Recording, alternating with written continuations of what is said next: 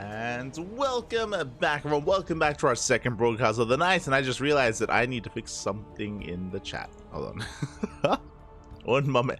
There we go. Just updating the title of the tournament because welcome, everyone. Welcome to OSC King of the Hill, weekly number 158. Ooh, it is good to be back. I was able to take a moment to get some water and have a snack. And when we're back, we're diving right back into this, and here we go.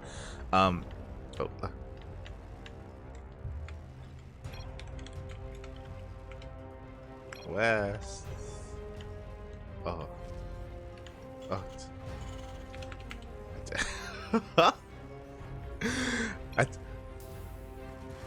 I can't speak to them. I can't speak.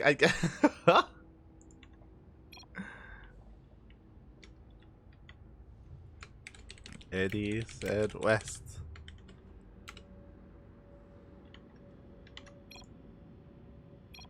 Alright, we're good.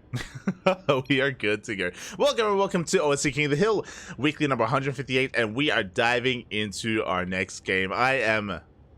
Oh.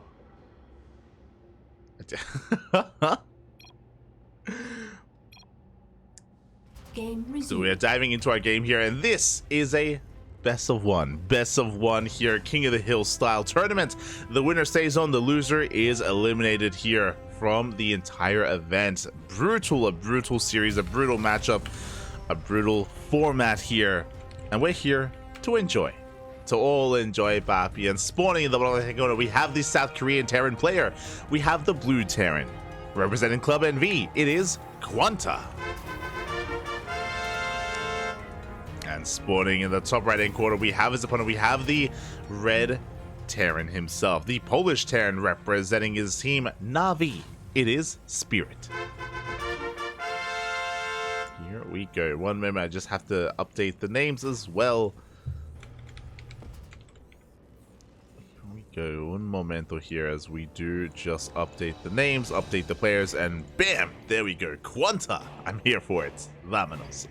We have found ourselves in a TBT, and for those that were here last week, you would know that Spirit is our reigning King of the Hill. He is our king. He is our master. Spirit had a wild time last week, taking down player after player, having a good showing. Of course, he's our reigning King of the Hill. Meanwhile, QuanTa is here to knock him down. QuanTa, he is here to claim that throne as his own. Can he though? That is the question.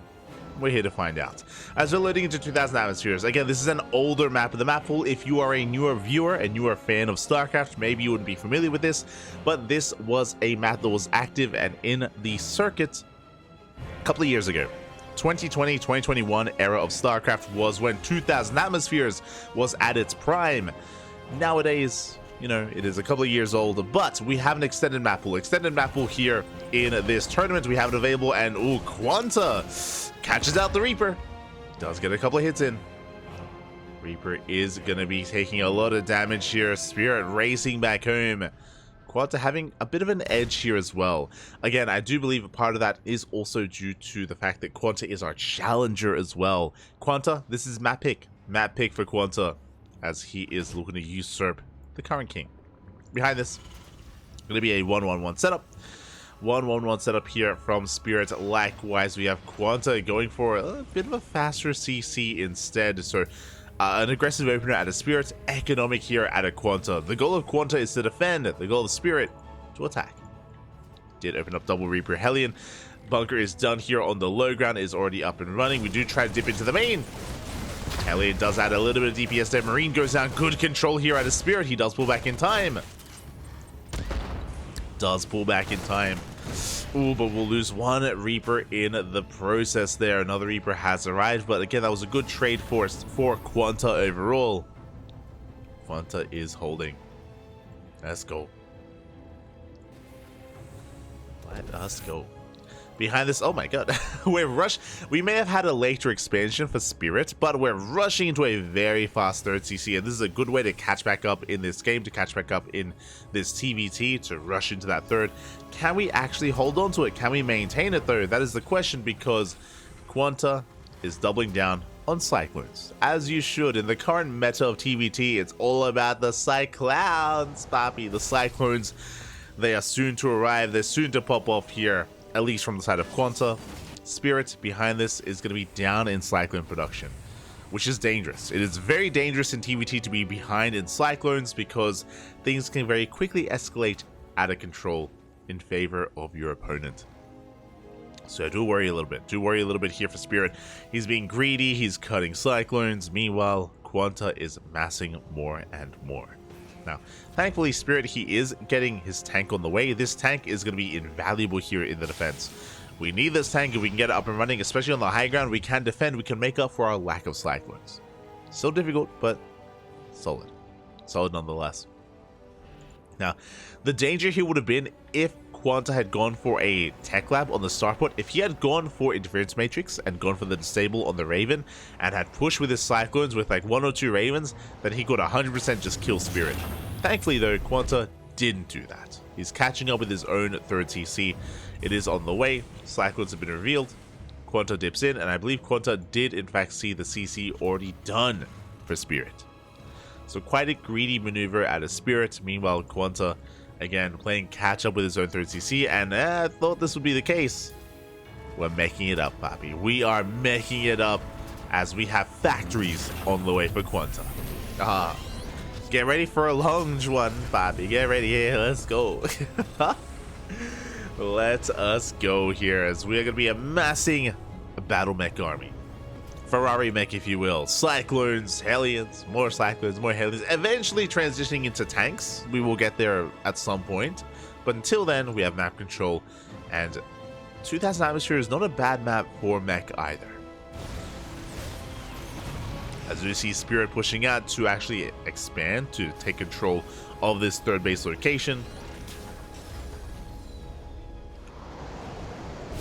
As the CC has been thrown down.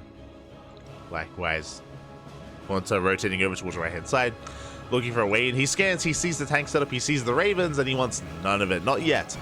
Interesting, as we are not investing into Hurricane Thrusters. We're not investing into Cyclone Speed. We're not making Cyclones. We're actually going for a more traditional form of mech. Blue Flame Hellions with tanks and Vikings. Tank Viking here from our Blue Terran player. Okay. So QuanTa, he starts off with the Cyclones for map control, that is true, but he doesn't mass Cyclone, which makes sense against this kind of army. Just wants to catch up when it comes to the tank count, to catch up and then overtake that of Spirit.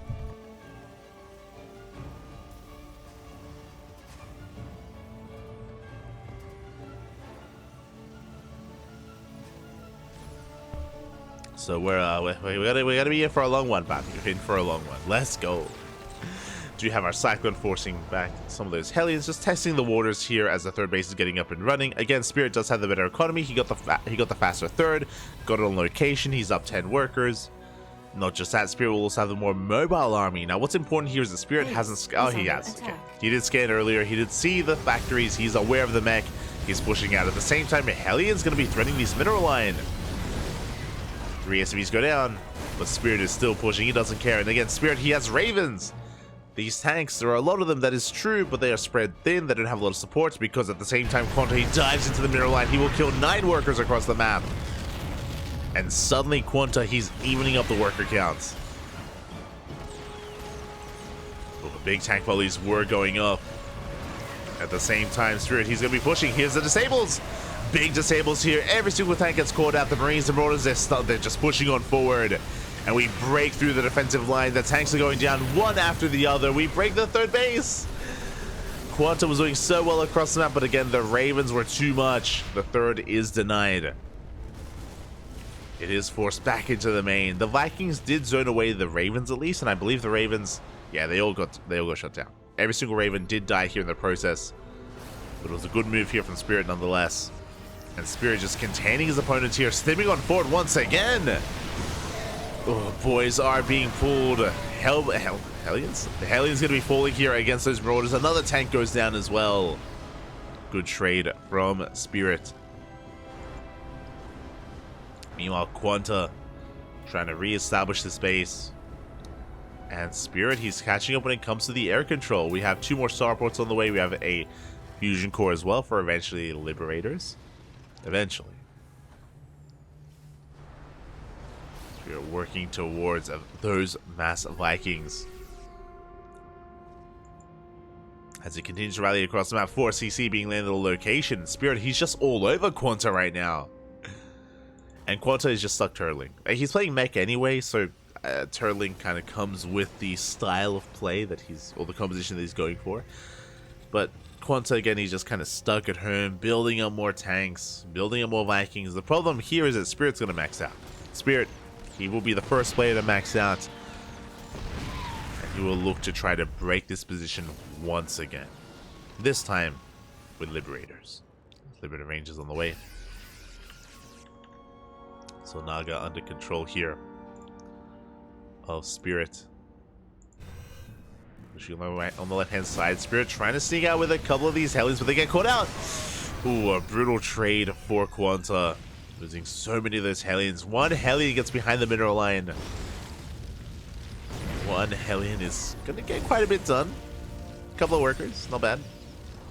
Not bad. Get a couple of SCVs here, but the army has arrived.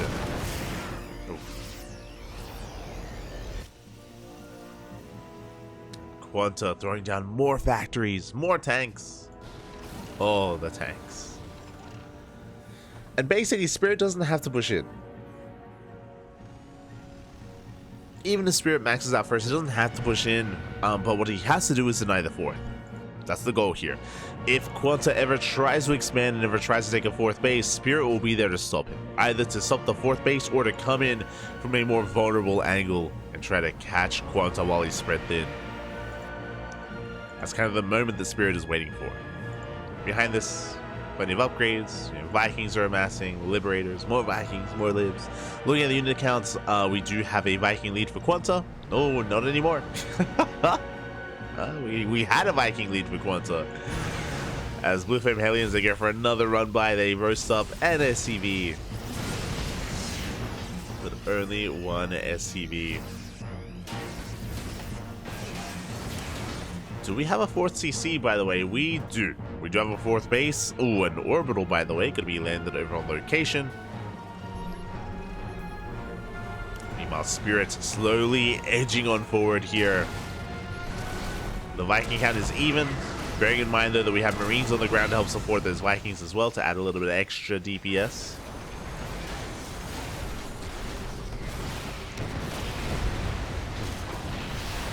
We're going to be investing even further here. Vikings going to be trading. We did hit first here from QuanTa.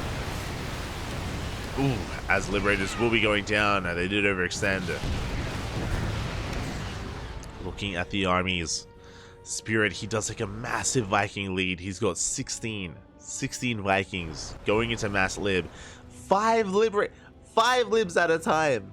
The freedom, papi. Oh, the freedom. It's all coming. See in chat, I guess they ended up on the Mexican server. I stand. I need you to calm down. I stand. More bases being taken. Spirit even taking some of the CCs on location as well. That's just how greedy he is. That's how ahead he is. And I'm waiting for him to pull the trigger. I'm waiting for the Mass Liberator to rock up. I'm waiting for the freedom. Gibbs. Vikings gonna be clashing again. Spirit, he has the Viking lead. He has the upgrade lead as well for his Vikings. And he will take this fight. He will take map control, air control even away from QuanTa. Liberation zones are here. The freedom has made it. We have 1 turret. We're stimming on forward. We shut down the turrets. We shut down the tanks, and Spirit is snowballing out of control. He breaks on through the mech army. GG gets called. And Spirits will take game number 1. Ooh, GG. Our king still reigns strong here. There's a reason why Spirit is our reigning king of the hill, because he popped off last week, and he's going to be popping off this week as well. He is a titan, a force to be reckoned with. Can anyone bring him down? Can anyone stop this man?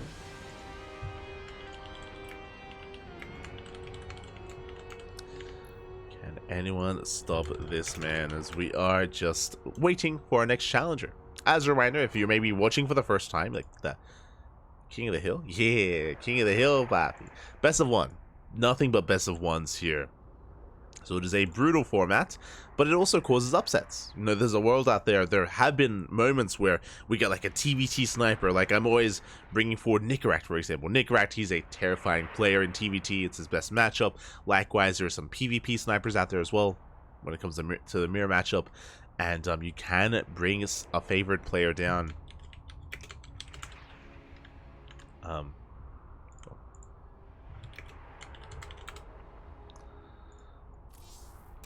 We can bring a favorite player down with a specialized build, with a specialized cheese as well, as it is a best of one. And again, the way this works is that we have 15 players lined up here, one after the other. 15 players lined up to bring Spirit down. And whoever defeats Spirit, if anyone, whoever beats Spirit, will claim the crown himself and will be the new King of the Hill. And then everyone else tries to bring him down as well, and it just keeps on going. The endless cycle of violence continues until the end of the night. Till the end of the night. And we have our next challenger. QuanTa has fallen. Our Korean Terran was not enough to bring Spirit down, but maybe we need another race. Maybe we need a very different kind of player from a different kind of region. I'm ready. It is going to be Spirit versus the Protoss player from the Netherlands. It is Spirit versus HiGhDrA up next. Let's go. Let us go.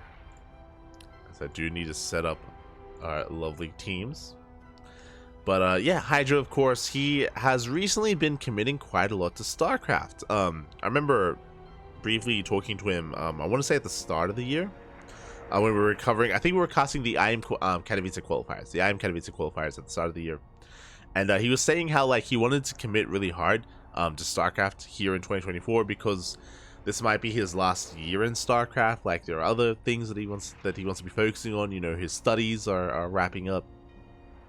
So this may be his final year. And if it is, he wants to put his all into it. He wants to put everything he can into this year of StarCraft. We'll see if he can pull it off.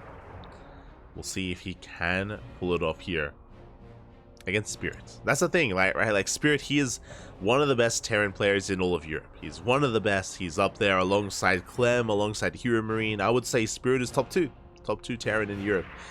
Some would say top 3, regardless. You know, you can make an argument for either one.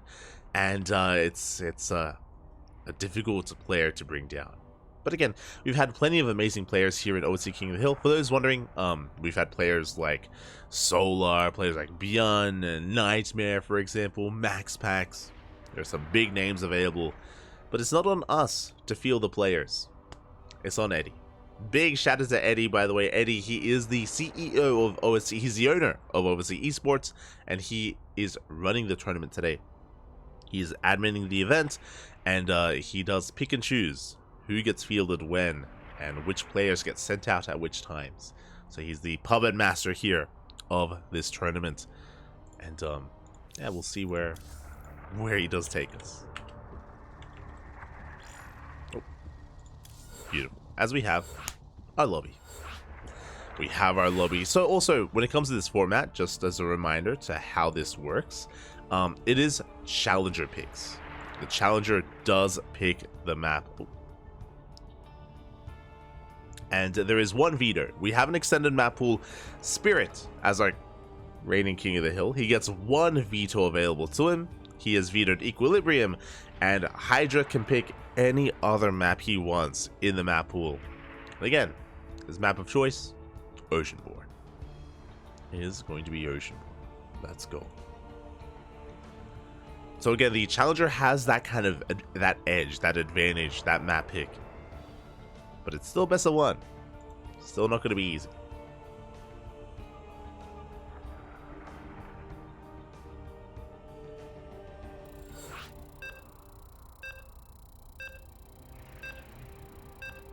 HiGhDrA, not HiGhDrA. Yeah. HiGhDrA,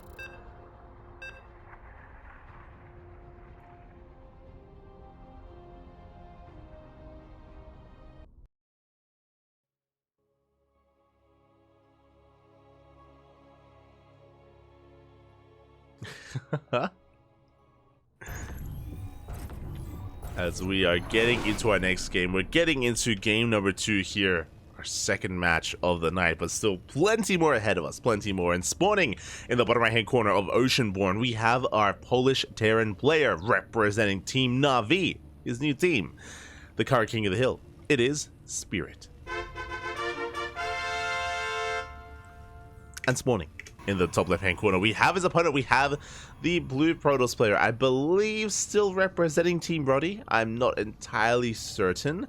From the land of the Netherlands, it is HiGhDrA. Oh, my bad. There we go. As we just clear up that UI. And QuanTa was just competing in the first game, but he has since left us. Just some residual QuanTa energy left on Spirit. It's on him, puppy. It's inside him. As we're settling into this, we're settling into our TVP.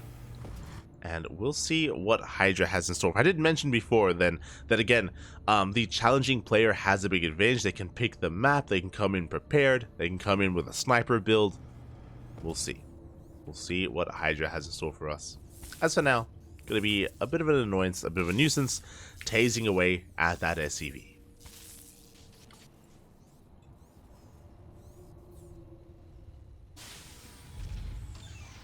Tasing away at it.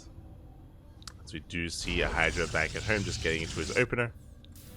Probe coming in. And we're going for a double gas opener here. I believe HiGhDrA's in the dark. Yeah, HiGhDrA, he didn't go in for the full scout. He is being zoned away from the main base, so he is a little bit in the dark. For all he knows, there could be a CC on the high ground. It could be a very safe economic build. HiGhDrA is in the dark. As we can see, double gas opener into a factory here in production. So something much more aggressive from Spirit. And I know that Spirit has a reputation of being very greedy. That is true. He's known for his greed, but he likes to have fun sometimes. And we've seen that time and time again. You know, we casted Spirit versus a Laser a couple of days ago in the House Galactic Battle, where Spirit 2-port BC'd a Laser 2 games in a row. 2 games in a row, just 2-port BC, fam. Non-stop against a Laser. You know, he likes to be aggressive at times. He likes to be in your face. Depends on how he feels. As we have our tech of choice, it's going to be the Twilight Council. Twilight Council opener here at a HiGhDrA. Meanwhile, across the map, Spirit is getting into his Cyclone. Okay, going to be a Cyclone first at a Spirit. We'll see if he invests into another Cyclone or if he goes for a Reactor or even Widow Mine before Reactor for a Mine Drop. For a much more standard way of opening. Reapers, they get across the map, dancing with that Adept.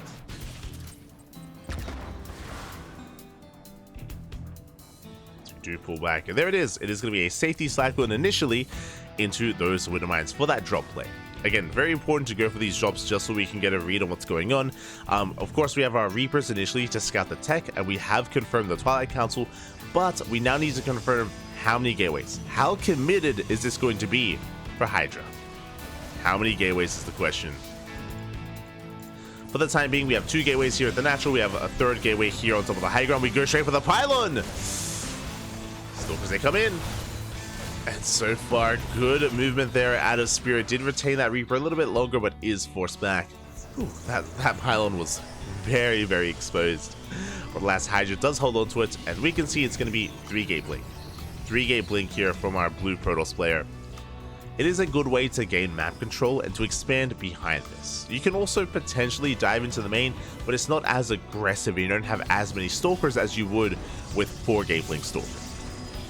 But again, a good way to gain map control. Speaking of, Spirit is going for his Mine Drop. Interesting variation. So we have seen Widow Mines with Marines. Maru, Beyond, a lot of the Korean Terrans are very fond of like Marine Mine Drops in TVP. This is going to be Widow Mine Cyclone. Similar concept though, I imagine. Similar concept. Where ideally, as the Reaper does get eyes on things, ideally you want the Widow Mines to zone away the army, and the Cyclone is actually the thing that kills units instead, that kills probes specifically. For now though, we're going to be keeping this drop in the dead space. 3rd base is on the way. we did speak about how HiGhDrA, with this 3-gate opener, we can move out, and we should be pushing soon. As I say that, we actually went double Observer. We didn't make a Prism with this. So we're taking more defensive stance instead. Which I'm not too sure if I'm fully in love with here. Basically, going for this double, now triple Observer opener, keeping these Stalkers back at home, may as well have been a 2-gate opener. This feels like a little bit overly safe here, and we have a bunch of Stalkers that we're not really making use of for the time being. I mean, we'll be able to use them to defend against the drop, of course, but we'll see if that comes to pass. Meanwhile, HiGhDrA moving out with the Stalkers is trying to get a read on what's going on and catch any kind of drop play from Spirit. Speaking of, drop is across the map. Going into charge, going into the bay. Nicoract does boost in towards the main base at the same time. Auto Doctor here towards the natural. And we're looking to pull apart the Protoss. How good is the mine shot? Up, up. Pretty good. 11 probes go down, and we're not done, by the way, because we have another Widowmine here in the natural base as well. Boys are being pulled away, and do we waste a shot? Up, up. We will use it here on one more worker. We save the Widowmine. 13 probes go down. And that is already an amazing amount of damage here. That should not have happened. For one Widowmine and one Cyclone. And an auto turret as well, I guess. We killed 13 workers. Basically a mineral line. The economy of HiGhDrA is hurting right now. Spirit, our Terran player, is ahead. Is ahead of the worker count, is ahead of the economy. Something that should not be happening in this matchup. And that is now reflected in the supplies. As Spirit is getting ready for his own push. Now, this push shouldn't be too committed. We have our third CC on the way behind this, but we may as well move out. We can apply a lot of pressure to this third base. Can we break the third? That's a different question. We'll see if we can. Spirit is pushing. Stim is done. +1 about to finish up as well. Oh, meanwhile, the mine drop comes back in. 6 more probes! No shot. 6 more workers go down. Again, Spirit doing a great job of distracting HiGhDrA. Distracting me.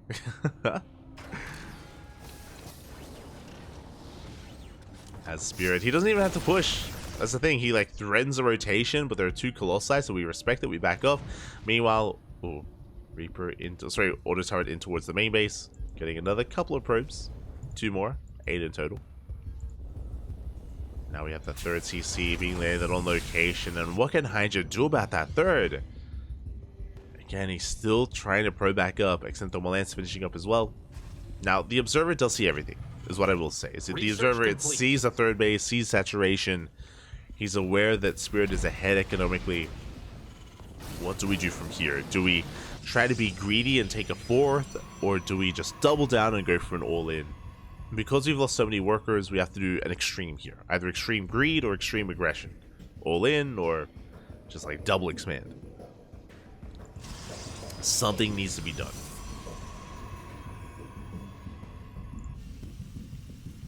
And I imagine we're waiting for the War Prism. War Prism is about to finish up and we can soon move out across the map. Temple as the mine shot goes off. Temple Archives is on the way. That's going to be interesting, which means we can incorporate a couple of Archons, which can help. The problem here is that we already have some of these, as we're getting more damage done. We already have Ghosts. We already have Ghosts coming out. Auto turret comes in. 3 more drones go down. This Widowmine is racing back home. It's done a lot of work so far. It's just, get some rest back. The Widowmine has gotten a lot done here, and Spirit, he is up 30 supply. He's going to be up 30 supply at this point. Widowmine does make it back home. Just to be sent out once again. Smoge. The life of a Widowmine.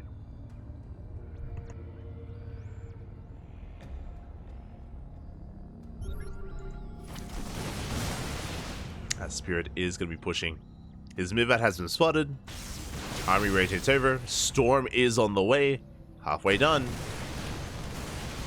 Can we buy enough time to get at those storms? Can we avoid the EMPs against these 4 ghosts? Can we survive? First EMP does graze the army, but the tanks are slowly pushing forward. encroaching upon that 4th base. HiGhDrA getting ready to collapse on this position as well. Yeah, we do force a cancel. We force a cancel on the 4th. Meanwhile, Spirit, he gets his own 4th base up and running, still taking a lead in the economy. He is on 200 supply. He's maxed out. Spirit, he is maxed out. Up 50 supply. Good EMPs. Ooh, brutal EMPs here on the Colossus. But we have storms. They're in the prism. They're in the war prism right now. We have a lot of storm potential. 4th base being taken. Oh, here come the High Templar. Here come the storm. No! The storms are coming, but big EMP and the Vikings, they snipe the prism out of the sky. EMP connects with the final High Templar as well, and we will not see a single storm. Not this game.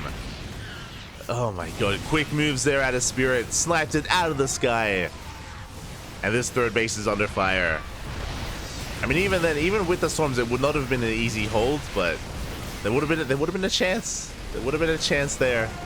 Alas, GG gets called, and Spirit will take HiGhDrA down. Will take down another challenger. GG. GG, well played. Whew. Spirit does come out on top. My condolences to HiGhDrA here again. He just had a really rough start. Like, it was just a really rough early to mid game where the mine drop, the cyclone drop, the Raven harass, it all just got too much damage done, and it set HiGhDrA behind. He was in a really rough position from there. He had to make a hard decision, either go all in or macro. Chose to macro, which is the harder option. I mean, they're both hard options, and alas, was unable to keep up with Spirit in the end. Spirit, some clutch moves. Clutch moves from him, as he was able to snipe that prism and deny all those storms. Really cool stuff. Really good moves there from Spirit. But we are getting ready for our next matchup. It looks like we have our next challenger. Let's go, Poppy. Let's go. We have our next challenger. Spirit, of course, is going to be staying on. And who can bring him down? We're staying here on the European server. It is going to be a European opponent. It is going to be the Zerg player, Wayne. Let's go. Wayne is going to be coming up next. Wayne does pose a threat. There's a bit of history between these two players. I remember casting a lot of OSC events over the past couple of years, and Wayne and Spirit would constantly go back and forth. They'd go back and forth in series. Wayne being one of the best Zerg players in Europe. I would put him slightly below Lambo and a Laser. So in the hierarchy, I'd say like Serral, Raynor, then you have a Laser and Lambo interchangeable, and then bam, Wayne just under them. And yeah, like if someone were to bring Spirit down, I can definitely see Wayne doing it, especially in a best of one.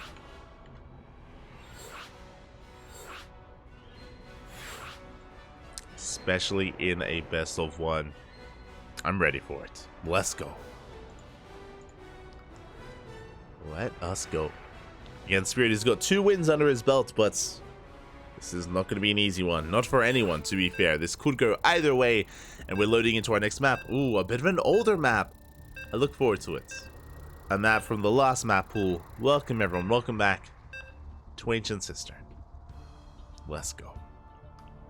Let us go. A map from times gone by. And this does make a lot of sense when it comes to a more Zerg favorite map, as it was our challenger's pick. And here we go, spawning in the top right hand corner of Ancient Cistern, we have the red Zerg player representing Starlight Twinkle. It is Wayne.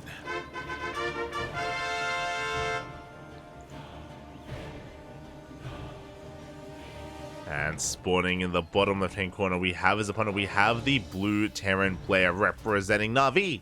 It is Spirit.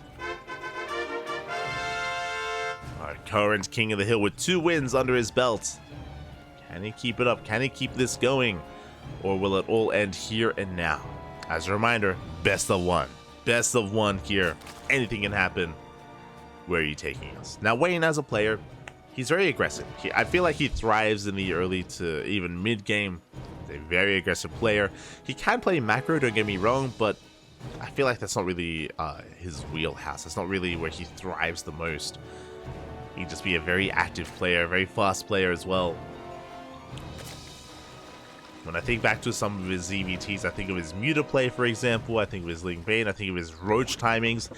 Similar to Dark, he is a bit of a Roach boy, willing to embrace these 1-1 Roach all-ins or even 2-2 timings. As Spirit is going for an interesting variation. It's 2 Rax Reaper, but the Raxes are in really weird places. Interesting. Okay, so 2 Rax Reaper here from Spirit, 1 Rax on top of the ramp, the other here on the low ground instead. And he's going to be moving out. Meanwhile, Wayne going for a Hash Gas Pull, standard opener. Standard opener out of Wayne. Spirit going to be a little bit more assertive here in the early game. Now, the rush distance by ground is a little bit longer here on Ancient Cistern, so it's going to take a little bit longer for the Reapers to get across the map. But they are going. They are moving out.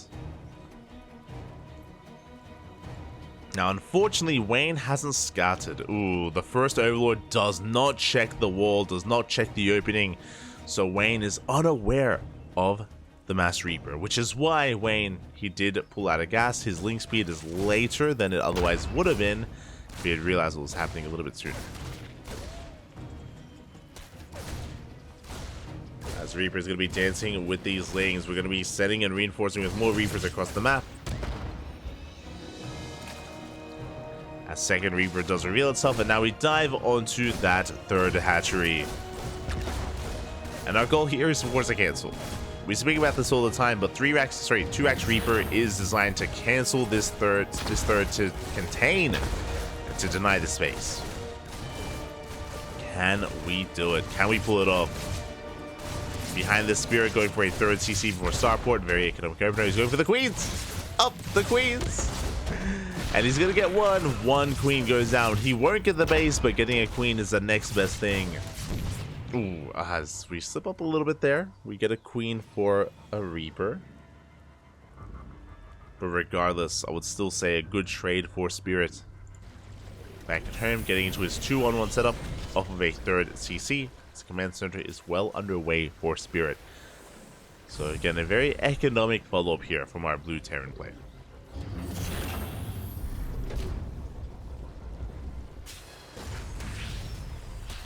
Oh my god, that was so close. Oh, we busted!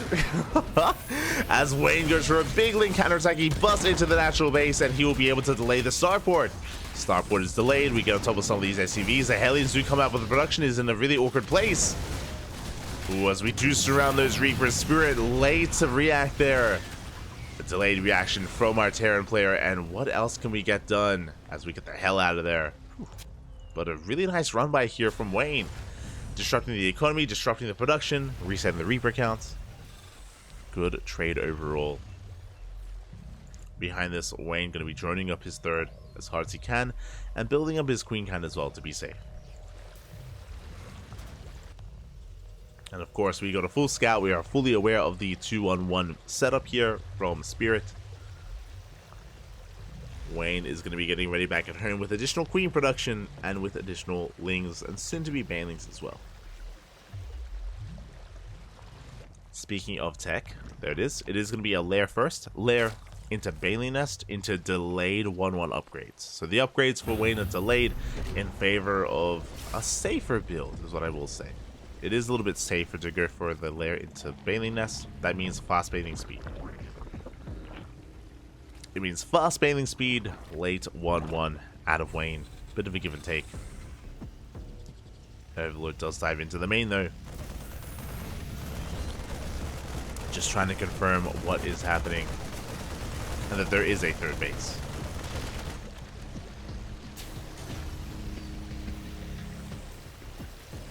Again, Wayne maybe misreading the situation. Maybe he assumed that it was going to be like a setup for a 2-way soul in.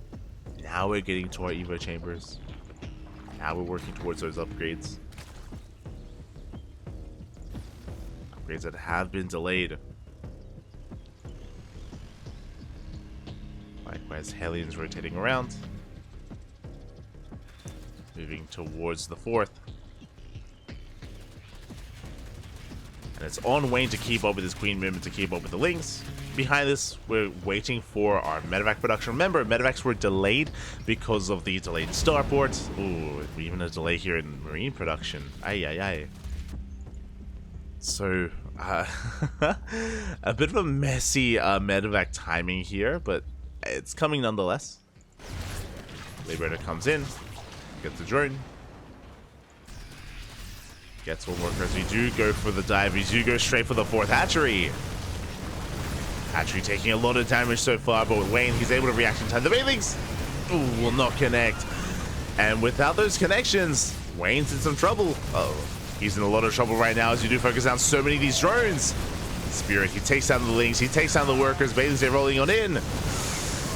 They will not connect, even with Baneling speed. A good target firing there at a Spirit, and this is just becoming too much. These trades are too much here, as Spirit is finally forced to pick up, but he traded so damn well there against the Ling Bane.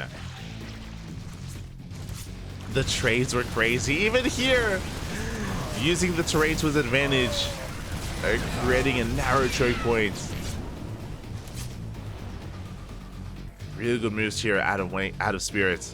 And Wayne, he's struggling quite a bit. Rushing into HiGhDrAs. Oh my god.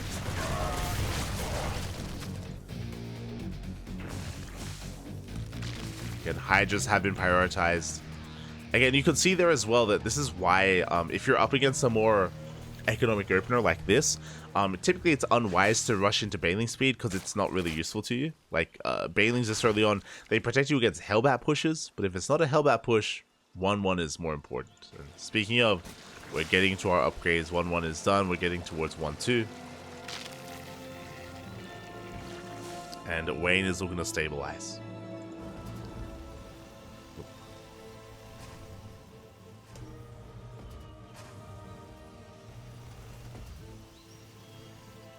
Meanwhile, Spirit, he's not slowing down.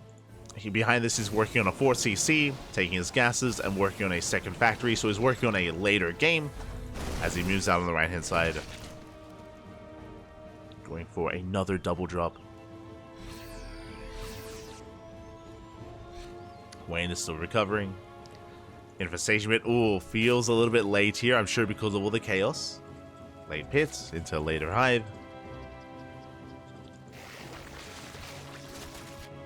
Wayne is still amassing Ling main HiGhDrA. I'm curious what direction he's going to go in. Basically, when the hive is close to finishing, we can kind of, or when we start working towards the hive, we can either throw down a fast lurker den. As I say, that hive is on the way. We can go into fast lurkers for HiGhDrA Lurker Viper. We can skip lurkers and go into we can go into Adrenal, into Viper production. Or we could even try and go into Ultras. I'm assuming it's not going to be Ultras because of this range upgrade. The range upgrade tells us that, again, we shouldn't really be investing too heavily into Ultras here. We'll see.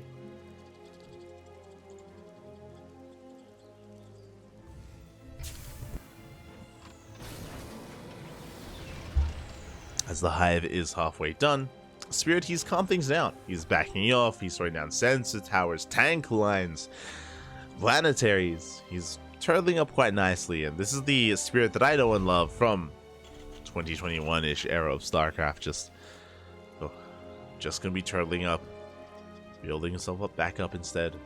There's that lurker den. Lunkers are on the way. So we are making use of the range upgrades beautifully here. We are going to be investing into those lurkers at some point. Till then, we're just going to be droning, just macroing on up.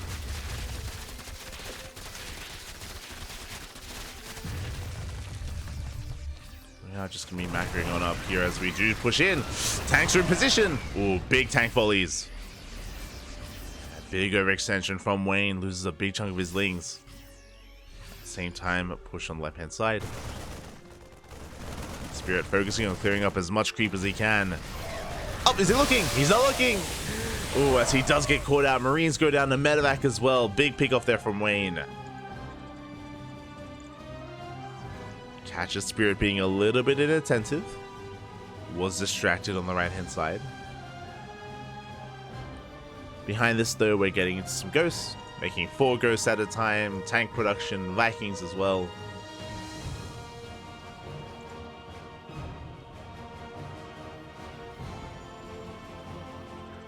Spirit, he's just turtling.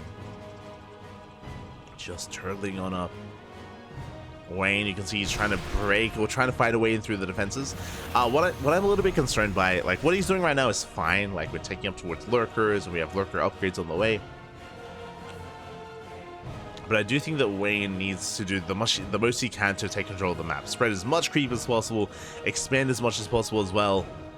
Because Spirit, he's got 3 CCs on the way. Like he is turtling so hard here. And we have to take advantage of it, but here we go, we're pushing in. Get a yoink here on a ghost. We get another ghost and a third. 3 ghosts, and we get a kill on the CC.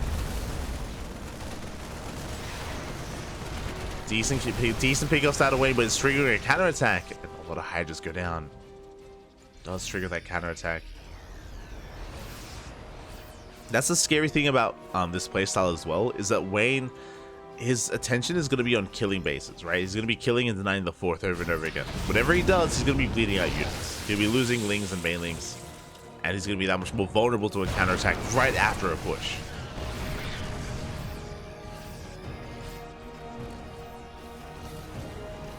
As Spirit is retaking that center base. We'll see if we can hold on to it.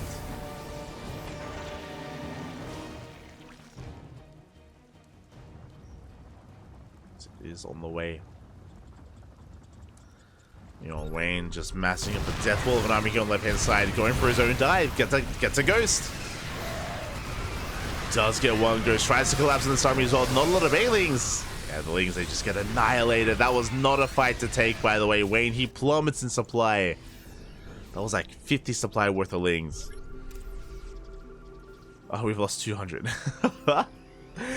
200 Lings this game, my god. Against how many Marines? 29.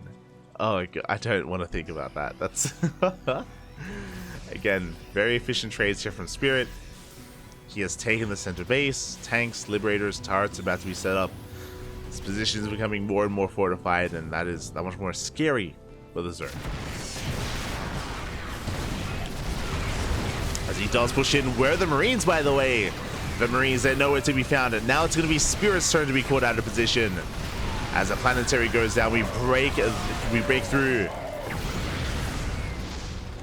Again, there were a lot of tanks and liberators sieged up, but alas, we needed something else under them, with them.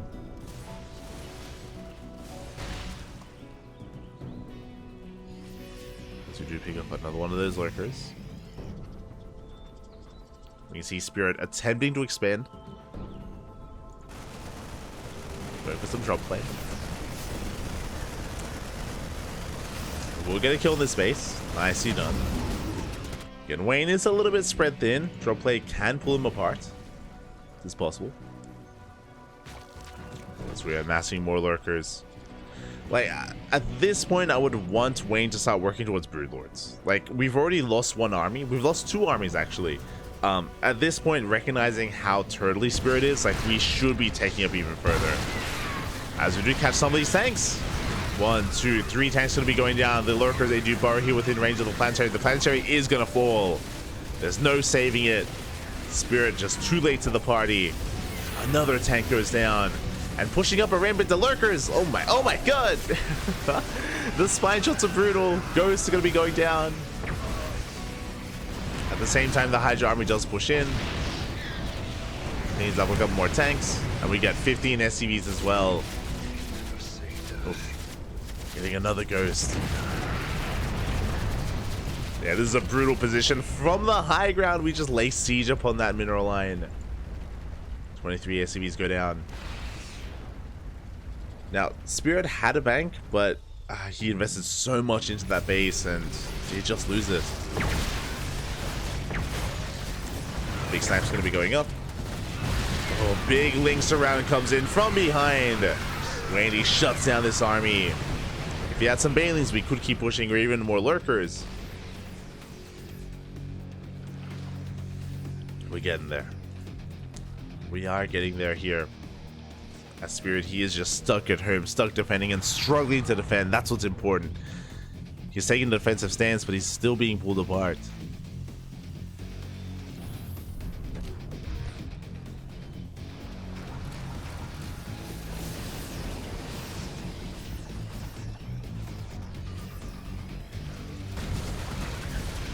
As Lings, they come in for a runway, they take down the Sense Tower. Cheeky move there, burrowing that Ling underneath that CC. Cheeky moves that away and comes in from the right-hand side. And again, Spirit out of position, being pulled towards the left, being pulled towards the right. Spirit never where he needs to be. Another base falls.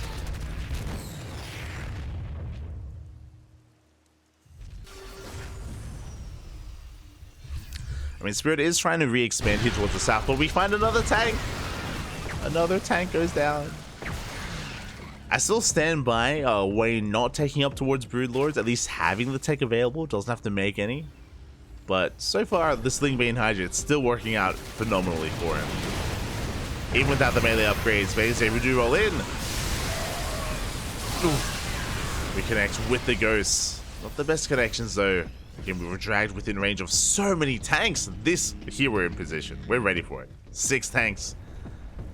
Holding onto that planetary. Meanwhile, the Lings, they do push in. Big snipes going off here on the HiGhDrAs. Not the best fight for Wayne. Yeah, he will lose everything here. Good trade for Spirit this time. Wayne overextending, being a little bit overeager. He does get eyes on that southern base. But you can see how differently fights can go if Spirit is actually where he needs to be. If he's able to keep up the rotation, if he's already pre-sieged, then he can take a fight. That's a big if. Oh, especially with the Lings coming from behind? Oh my god. Bit of an overextension here. No detection. The Lings, they go down. Wayne, he is burning through his bank here. He has to be very careful with how much he throws away. And again, still no Broodlord transition. We're still on Lingbane HiGhDrA.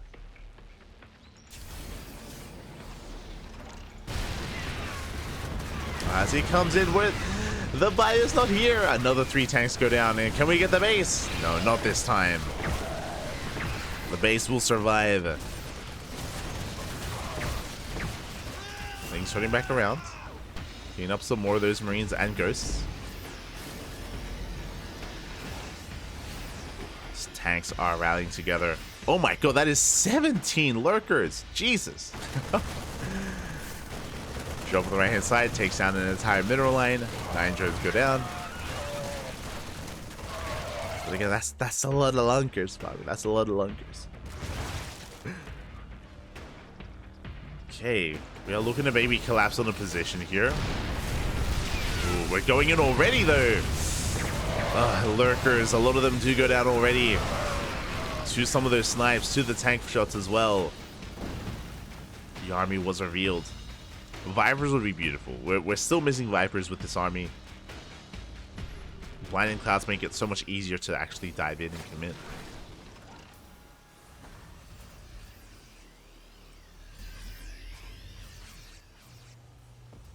And Spirit, he's holding. He's been on the back foot, but he's holding on. At least a little bit longer here.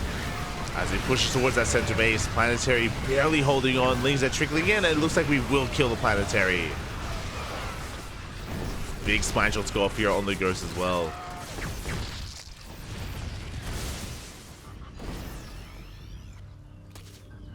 Spine shot's going to be going up when he does rotate around.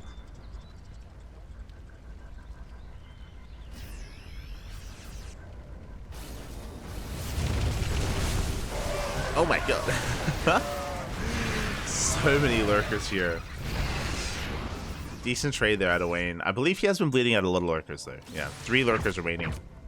A lot of snipes have been going off. Oh, once again, Wayne coming in a little bit too soon.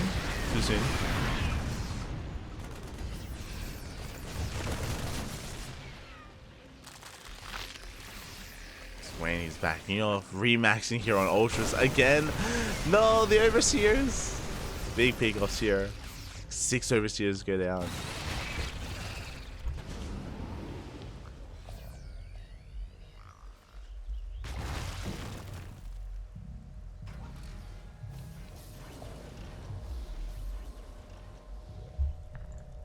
As Wayne does rotate. As a reminder, he's still refusing to work up towards either Ultras or Broods. But he does come across the Planetary and he will bring it down. Doesn't kill a lot of workers, but does get the base itself. At the same time, drop going ham. This time drones are going down for Wayne. Oh, that's going to be 16 drones, the entire mineral line. And this could be a future Spirit base, by the way. Could take bottom right, if left undefended.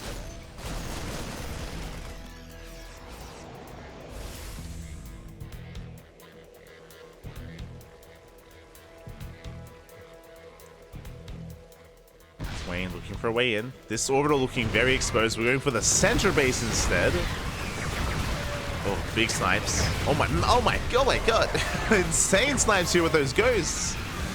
The base goes down, but Wayne bleeds out a lot of units. At the same time, drop here across the map. We're killing even more droids as well. Wayne falling apart a little bit here. The drop play is popping off.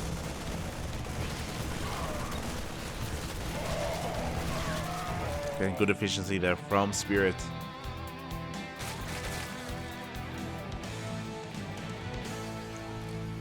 But I do worry, like, that was a really good fight for Spirit earlier.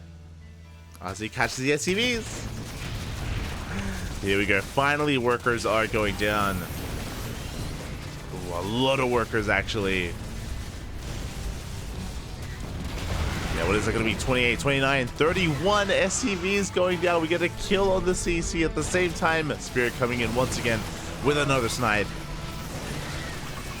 This time, though, we do have HiGhDrA to defend. Ooh, at the same time, we just collapse on this army. Rough trades. Rough trades from both players.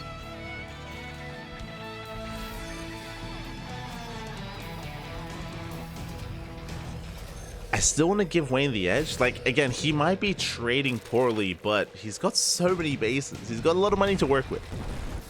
He can still sustain himself, still.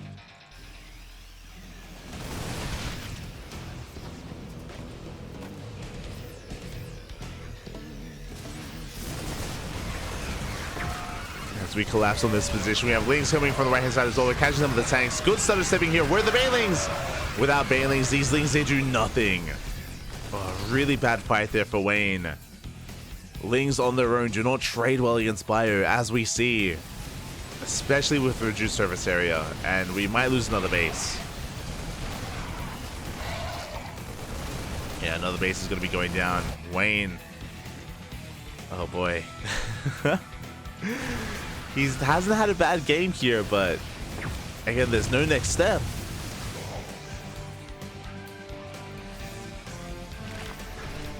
Hasn't had a bad game, but again, cannot really find a way in. He's had some good moments, that's true, but more recently, Spirit has been trading well. Well with the Lings, with the HiGhDRAs. Wayne on 73 workers. Spirit on 34 SCVs, by the way. Jesus. Here we go. Wayne pushing towards the south. Getting on top of this base. Spirit out of position. Now is the moment. Now is the time to shine. We break on through. We break through the center base. Push towards the triangular third. Another CC going to be going down. Pseudo base trade. We're going for a base trade, essentially. But I want to favor Wayne here. Yeah, turrets are going to be falling. There's that one tank behind this, but Wayne, he shuts it down. He may be losing bases, he may be losing drones, but does it really matter? If Wayne has a larger army, takes down the starport, takes down the racks. Spirit is coming back home. Oh, ooh, he is turning back around. Big snipes. Oh my god. Massive snipes here on these lurkers, which means these HiGhDRAs are all going to be going down. We have a 360 surround. Lings from behind. Who surrounds who? Oh, no detection. No detection from Wayne. Forced to pull back. Spirit double expanding. Still has top. He still has center left. Still. How? Still up and running.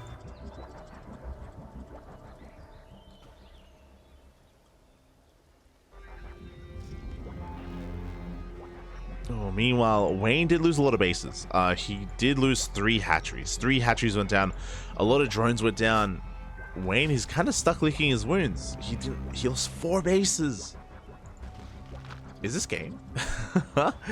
Wayne, he lost 4 bases. He needs to get these fresh bases up and running. If he doesn't, then Spirit, he may have this.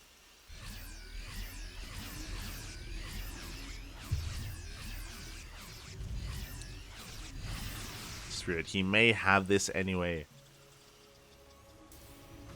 He's got a couple of patches left. What's important is that Spirit, he can always lift. He can always lift and just take another base. Take another expansion. Whatever you need.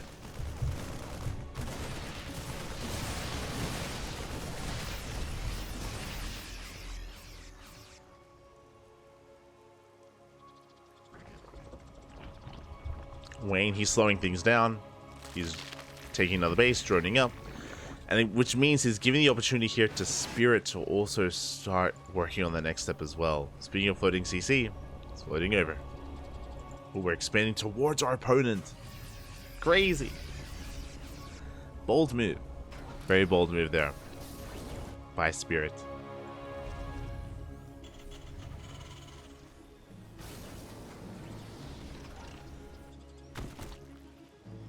Just pure Ling HiGhDrA lurker.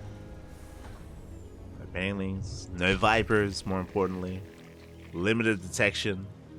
The Overseer gets sniped, there's no detection available.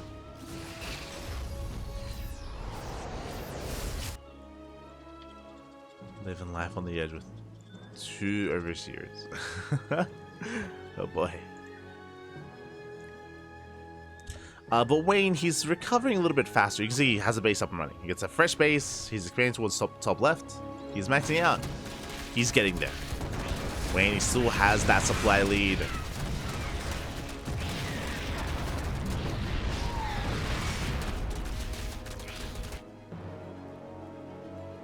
Takes out whatever was left behind. We could even threaten the main, to be honest. The main base looking very vulnerable, if we so choose. When it comes to the main army fight, Spirit can still take one, is the thing. Especially if Wayne pushes into him. If he pushes into this setup, then Spirit can take a fight. But Spirit can never push onto creep. That's the reality. He cannot push onto creep. If he does, he gets surrounded. Then we lose.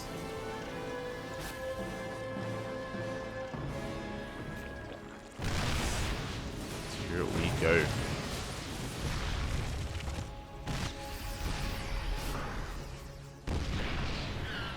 Ah, stray queens! No! Queen's gonna be going down. Lurkers are getting sniped. I do like this from Wayne. Let's go! We are going for the kill. We're going for the main base. The wall, not a wall. We're supply blocked! And the Great Migration has arrived. Unfortunately, we're floating through the HiGhDRAs. No! The HiGhDRAs, they just have to chill. They just have to stay put, and they will focus down as many of these buildings as we can. Rax is under fire. CC as well. At the same time, Spirit going all in. All in across the map. Dude, Jesus. Focus on so many of these buildings. And Spirit turns around. Does turn back around. So he's not committing to the base trade. Did kill a base. Did kill 2 bases. 2 of the most important mining bases here of Wayne. But Wayne, he's expanding. He's taking some of Spirit's bases. Yeah, Wayne is in full control at this point. It was chaotic. It was very chaotic, very intense, very back and forth as well. But for the most part, Wayne, he is in the driver's seat.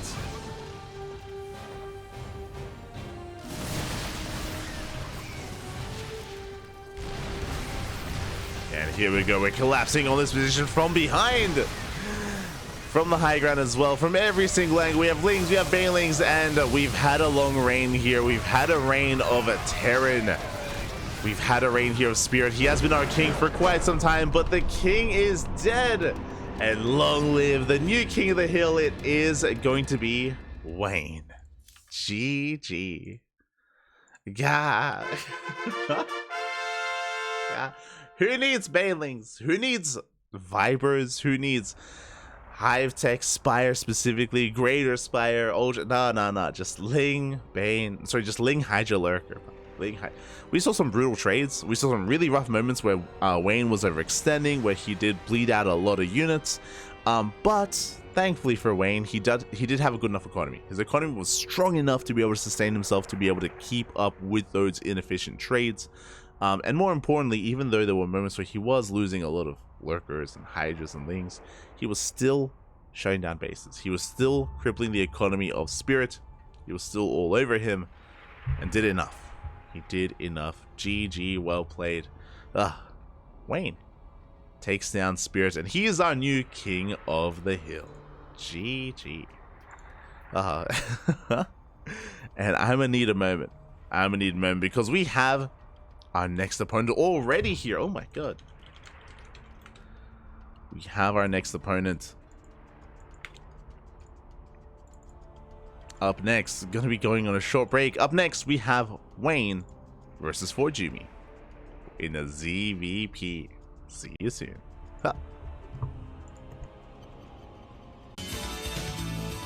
And welcome back, everyone. Welcome back. Whew. Hope you enjoyed that brutal OST, because we have returned with our next matchup here. We have a new king of the hill. But how long will they reign? Because we already have our next challenger, and quite a challenger ahead here, because spawning in the top right-hand corner of 2,000 atmospheres, we have the German Protoss player. We have the green Protoss representing himself. Currently teamless, it is ForJumy. And spawning in the bottom left-hand corner, we have his opponent. We have the red Zerg player, our new king of the hill. May his reign be a long one. Or short, we'll see. Representing Starlight Twinkle, it is Wayne. He is ready, Master Wayne. Exactly. Fun fact, I actually watched an episode of Batman the Animated Series earlier today. It's on Netflix here in Australia, and while I was editing VODs and making thumbnails, I was like, I need something in the background. I'm like, oh, Batman the Animated, let's go. Had it on in the background. Never watched the whole thing before. We're getting there. Beautiful. As we are getting into our openers here, it's going to be a Hatch Gas Pool opener at a Wayne. Likewise, we have a Gate Expand from ForJumy, standard openers overall. But what is important is that we're on an older map. You may be wondering, well, hey, where are we? What's going on? 2,000, what? Atmospheres? What's happening?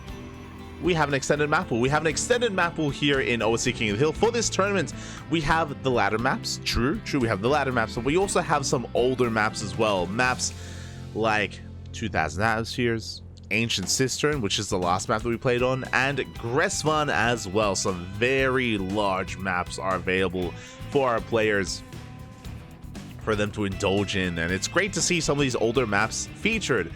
It makes sense that they would want them. Like, we've had a lot of Zerg players pick Ancient Cistern. We even have ForJumy and QuanTa picking 2,000 Atmospheres. A lot of these older maps were a lot larger, a lot more open as well in certain areas, and in a lot of ways, just very different compared to what we have in the current map pool. Quite fond of them. Quite fond of these older maps. I miss them, Bobby. I miss them. Oh, get rid of Radisson Station. just get Radisson Station out of it. Bring back 2,000 Atmospheres, Bobby. Smooch. As we are going for an aggressive opener, we are going for a Twilight Council instead. Okay, it's gonna be a Twilight Council opener out of ForJumy. We have not quite pulled out of gas. DTs. Are we going for a dark shrine or not? Show us what you got here, Probe. There it is. Dark Shrine. It is going to be a DT opener out of ForJumy. We'll see if Wayne can keep up. Catch you in the chat. Fun fact, that show was all drawn on black paper. Black paper? Wait, what? Did they draw in white? Did they... like in white pencil. Aye, aye, aye. As oh, we're gonna be going into 4 gateways. Gonna be moving out. But yeah, I don't know. When I was young, I watched Batman the animated series, but I never watched the entire thing. Never watched it all, unfortunately. I know it's sacrilege, but I've never watched all of the X-Men animated series. I've watched all of Spider-Man. I watched all of Spider-Man when I was a kid, but I never watched all of X-Men. So yeah, I'll catch up one day. Catch up one day. As here we go, we're getting into this. When it comes to the vision of Wayne, he hasn't seen much, but he does get eyes on the prism. We have a safety Roach Warren on the way. Spores are already thrown down as well. We have a Spore in the natural. We have a Spore on the way at the 3rd base. So we have detection available. We should have detection available here. DTs are on the way. And we'll see what they can get done here as the Spores are still a couple of seconds off here. Queens are in position. DTs are waddling in. Up. Yeah, waddling in towards that mineral line, and we do finish up just now. We go straight for the Spore! The Spore! The whole position micro, and we do barely keep the Spore alive. It does survive. Oh my god, a lot of damage dealt to that prism as well, and Wayne holds. Whew. He does barely hold on. I appreciate that we have a 2nd Spore rotating over just in case. Queens are lying in wait for that prism as we do find the Archons. Oh, but they will finish. Archons will finish across the map. The Lings, they come in to harass and deny any kind of 3rd base that's about to be taken. We missed the probe. Oh, but we do bounce back. We do come across it. And we have our follow-up. It's going to be Charge Immortals. We have a Forge on the way for +1. Oh. Forge is on the way. And we'll see if we commit here as well. We refuse to let that Overlord die. We lose a Queen, though. Oh, and a bit of miscontrol out of ForJumy. We lose an Archon as well. That was a rough loss. That should not have happened here for our Protoss player. Bit of a slip up, bit of miscontrol. Archon goes down. And we're going for a 2-base all in. We've been contained for too long. We had 4 gates, now we're going up to 8 gates. It's going to be a 2-base, 8-gate charge all in with a couple of Immortals, with a couple of Sentries as well. This is going to hit like a truck. And we'll see if Wayne can survive. But now the Archon harasses being quite a nuisance here on the left-hand side. Looking to delay this space with this DT. It looks like we will be able to, by the way. Up! Cancel! Oh, we do cancel in time. Just barely. Base is cancelled. ForJumy rotating around, looking for more damage. We do see at the same time the Lings are trying to get a read on whether or not there is a 3rd, and when and where it will be placed down. Now, Wayne has to be careful not to overdrone. Wayne, he's droning up a little bit, which is okay. We can get up to like 3 base saturation at most, at max, like 60 workers. But we need to hyperfixate here on not just Lings and Roaches, but Ravagers as well, because we need to deal with these force fields. Force fields are going to be on the way, and Ravagers are what we need to stop them. There we go. We have 3 Ravagers in production. We do scout them all in. Oh, the Lings, they do confirm. They slow it down for a moment. They do drag the army back. The Immortal. Oh my god. As we pick off an adept, we slip in. Not quite. Yeah, we do slip into the main base. Trying to force in the defensive warp in. ForJumy focusing across the map, though. Again, he is all in. The Ravager. Oh, this is a big pickup. 1 Ravager goes down. Ooh. 1 Ravager does fall. A bit of a miscontrol there, a bit of a misrally from Wayne. Lings across the map to get cleaned up. And again, Wayne, all he has to do is defend. All he has to do is survive, but that's easier said than done. I'm concerned that there aren't enough Ravagers as well. Force fields are thrown down. We're trying to barely break through. The force fields once again, just cutting up some of this army. Another Ravager falls. Do have 1 left. Roaches are breaking through, though. That's a lot of Roaches. A lot of Roaches, a lot of Lings. We're collapsing on this position. Not enough reinforcements, not enough Zealots. ForJumy had another weapon available, but it looks like we shut this down. 2 Immortals fall. We're down to 1 left.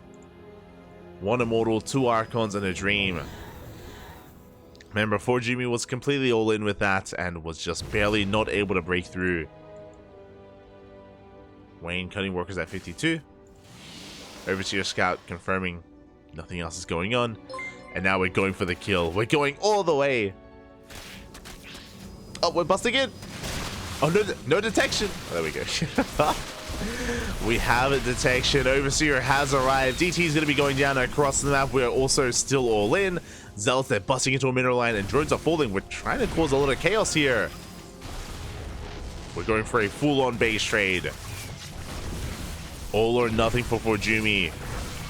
But Wayne, he has a massive army to work with. He cleans up all the probes, has detection available.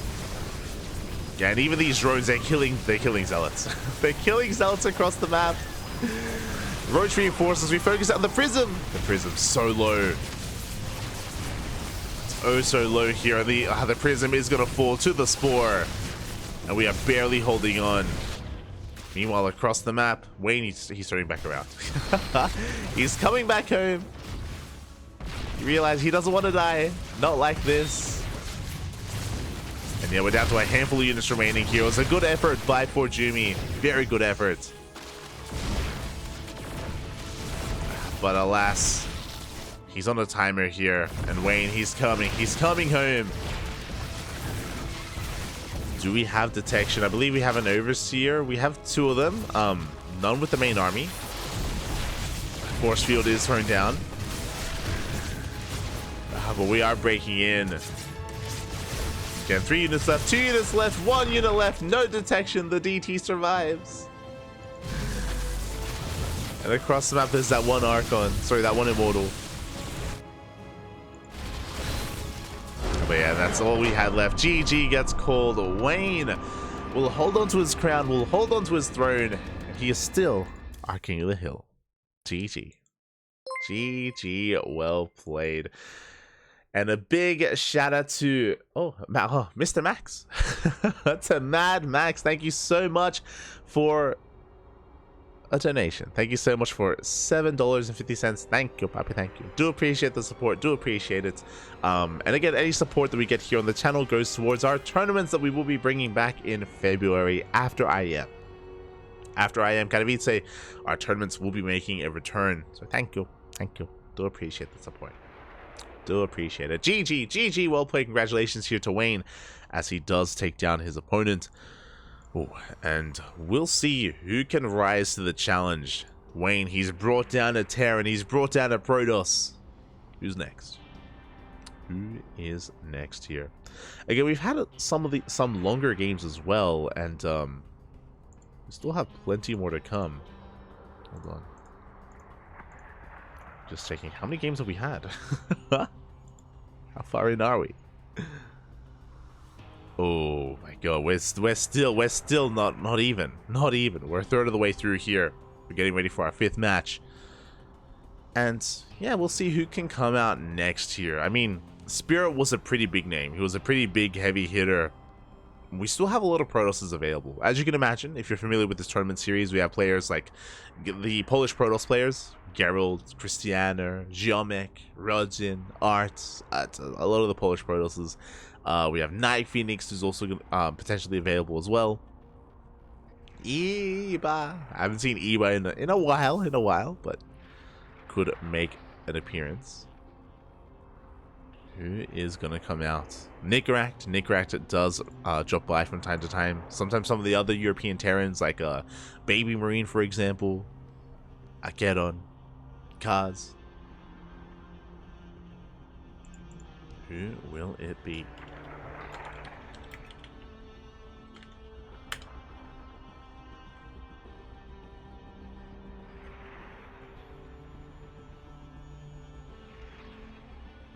Who will it be? Oh, it's catching up. So, oh, hello, Freak Show. ¿Qué tal? ¿Cómo estás? Bienvenidos. As we have a little bit of time to ourselves here, as we are setting up for our next game. Oh, do we have an opponent? We do. Oh my god, I missed it. Who do we have? We have our next challenger.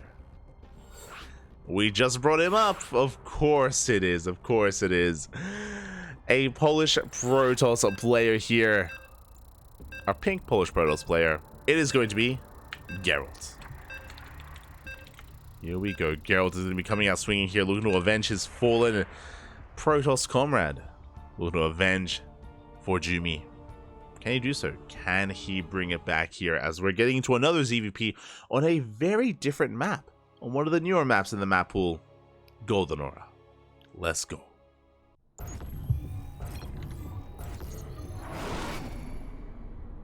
Can we get our revenge here? For the Kala, papi, for the Kala. Can we do it? As spawning in the top left-hand corner. In the top left-hand corner, we have our red Zerg player representing Starlight Twinkle, leading or currently with 2 wins under his belt. Can he get another? It is Wayne. And spawning in the bottom right-hand corner, we have his opponent. We have the blue Protoss player representing Storm Gaming. It is Gerald.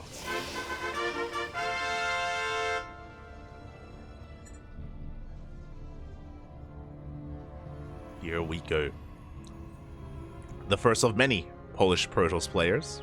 I'm here for it. I am here for it here. As we do have Gerald coming in for a probe scout. Of course, we recently did cast Gerald.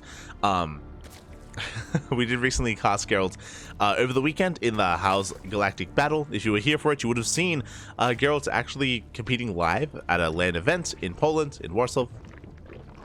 Was able to play in front of a crowd and did quite well for himself. Did quite well for himself overall. Did make it far in the event. And we'll see if he's recovered from that. Look, I'm just saying the event was held at a gaming bar. And I know that sometimes our players like to get rowdy. So hopefully we have since recovered. And I'm ready to see what Gerald has learned from that experience and what he can bring to the table against Wayne. Gerald, he has been, again, like a really... he's just improved so much over the course of 2023, especially if you've been watching WTL. If you've been watching World Team League, you would have seen Gerald really pop off. I know that he's had his moments, don't get me wrong, right? Like beating Cyril, for example, in the regionals of ESL Masters. Like Gerald, he's had his like strong moments, don't get me wrong, but yeah, it's really been cool to see him grow so much and be more consistent. That's the big thing. Like Gerald, he's gotten more and more consistent over time. I would say that he is more consistent than Cristiano. I know that Cristiano had a better performance in the Galactic Battle, but Gerald, it feels like he can maintain that a little bit longer than say someone like Cristiano. I would say typically, where Cristiano can have some spikes, Gerald, he's improved steadily here, and yeah, we'll see if that's going to be coming to fruition in OSC King of the Hill. And likewise, I do keep my eye on both Gerald, Cristiano. There's a lot of like these up-and-coming players in Europe that have been steadily improving, and I want to see how far they can go, especially in 2024, and of course, even further beyond. So we'll see. I still think I want to favor Wayne in this matchup, but Gerald can definitely bring him down. Can do so. But it's the best of one. That's the scary thing. Best of one. One game. That's all you have, but that's all you have. As two adepts are going to be able to shade it into the main. We'll be able to threaten the mineral line. Two adepts do one-shot workers, so they do have to be respected. Wayne did go for a hatch gas full standard opener out of our Zerg player. Good positioning here with the adepts. They're going to try to shade away. And it looks like we will recall back current. We do take some extra hits, but they will make it back just in time to defend the would-be third. Third is on the way. It is a Stargate opener into Oracle into a third base. Everything is looking standard from Geralt as well.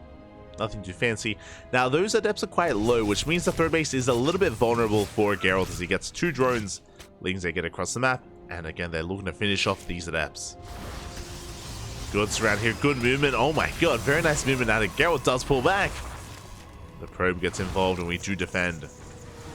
A lesser player would have lost their adepts then and there. But again, really good reaction out of Geralt. Meanwhile, across the map, Oracles are still posing threats to the mineral line. We are amassing more Oracles. Oh, interesting. Okay. So I made an assumption here that it would be a triple Oracle opener into a third. We made 2 Oracles. We do have a third base, but we didn't make it.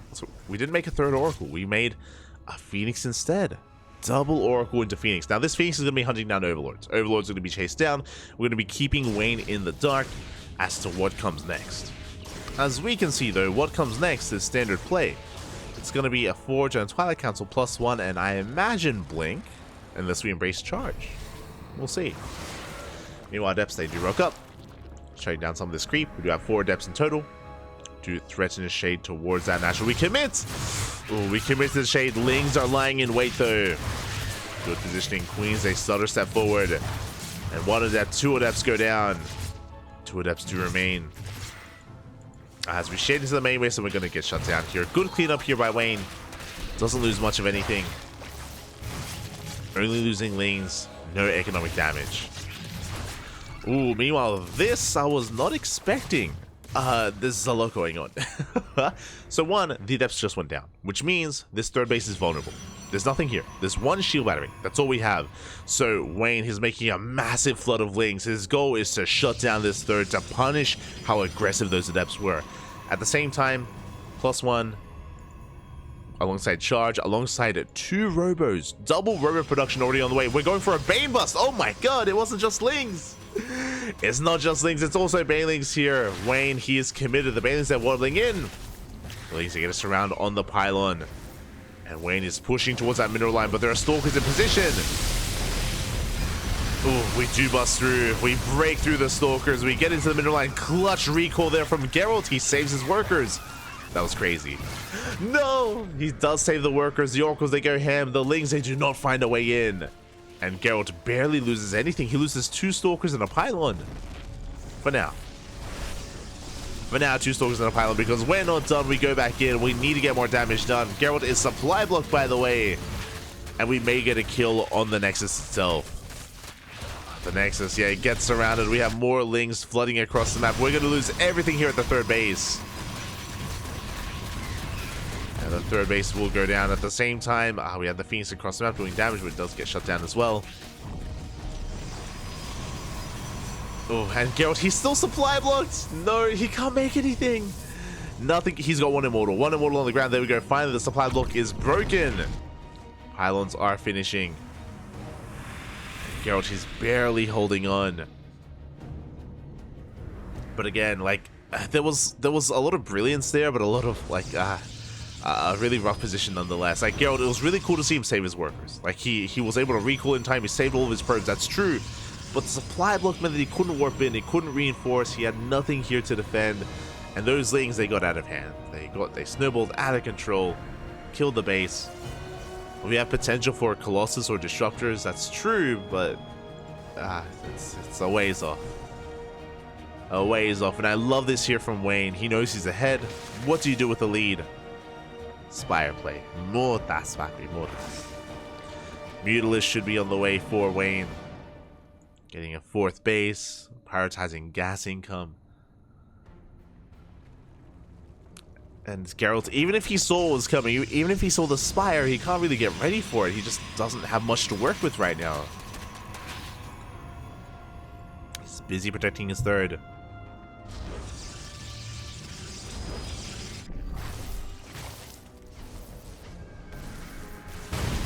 Oracles, they do dip in. Meanwhile, the Lings, they come in for a surround. We get 1, we get 2 Archons. As the Oracles, they weren't quite able to see much here. We did make 1 Phoenix just to help defend. Just to help shut down some of this vision. But we get into the mineral line. 4 probes go down.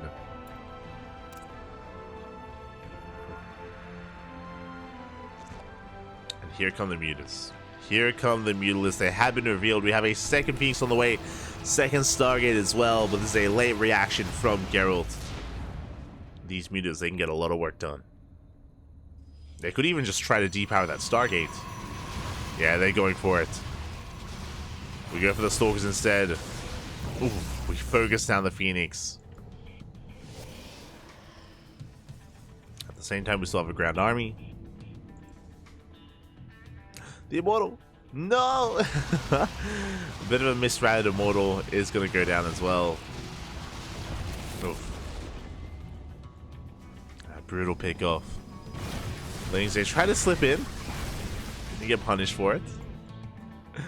As the army is dragged over to one side, the mutas, they come in from another. And how many mutas do we have? We are up to 22, soon to be 29 mutas. That's a lot of mutas, papi. That's a lot of mutas.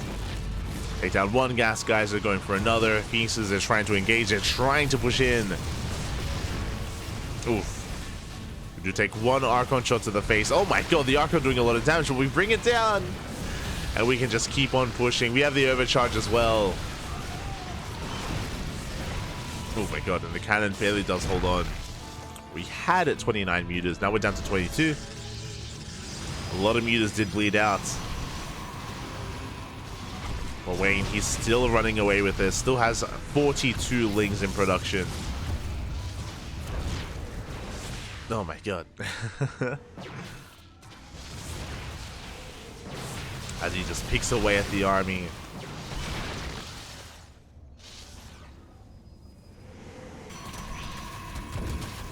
Behind this Lings, they get a surround, they force a cancel.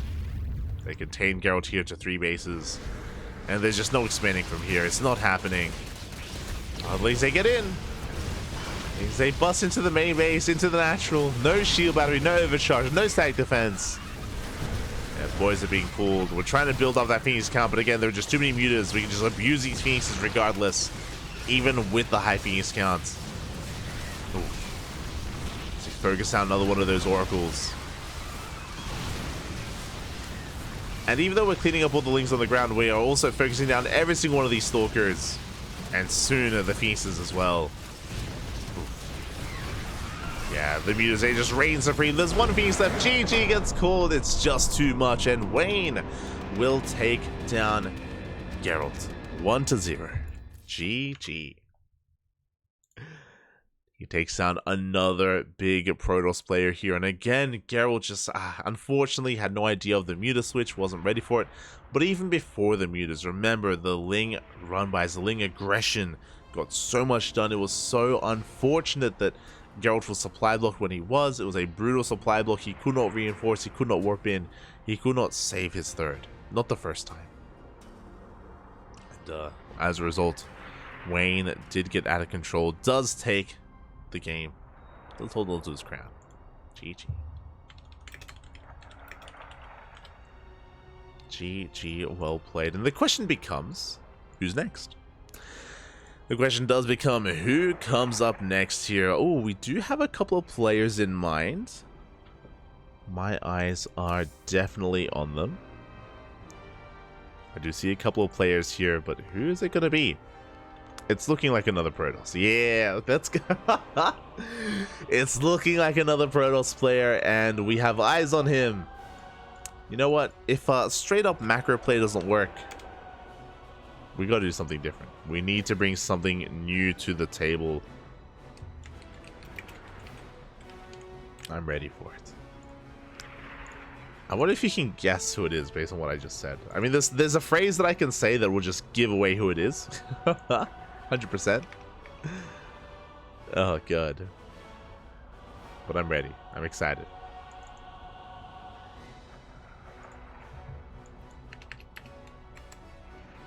As we have our next opponent, it's going to be a ZVP. It's going to be a ZVP.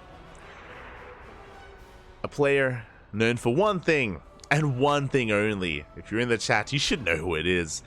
It is going to be the Ukrainian Protoss player, Gref. Here we go, Gref, the cannon rusher himself. One thing and one thing only, cannon rushing non-stop. I'm here for it. I'm ready for it. Let's go. Can we pull this off? Can we make this work? As a reminder, Gref, he did take a map off of Skilless during the Christmas Cup via cannon rushing. He's taking down some big names. He's taking maps off of some big players. I want to say, Gref, did he beat Hero? I want to say maybe he beat Hero like a couple of months ago. Like, he's brought down some big names with cannon rushes. He's an animal. Aye, aye, aye. But here we go. Spawning in the bottom left-hand corner of Ancient Cistern, we have our red Zerg player. Oh, hold on, as I do have to adjust the names. Un momento. To have a red Zerg player here representing Starlight Twinkle. It is Wayne.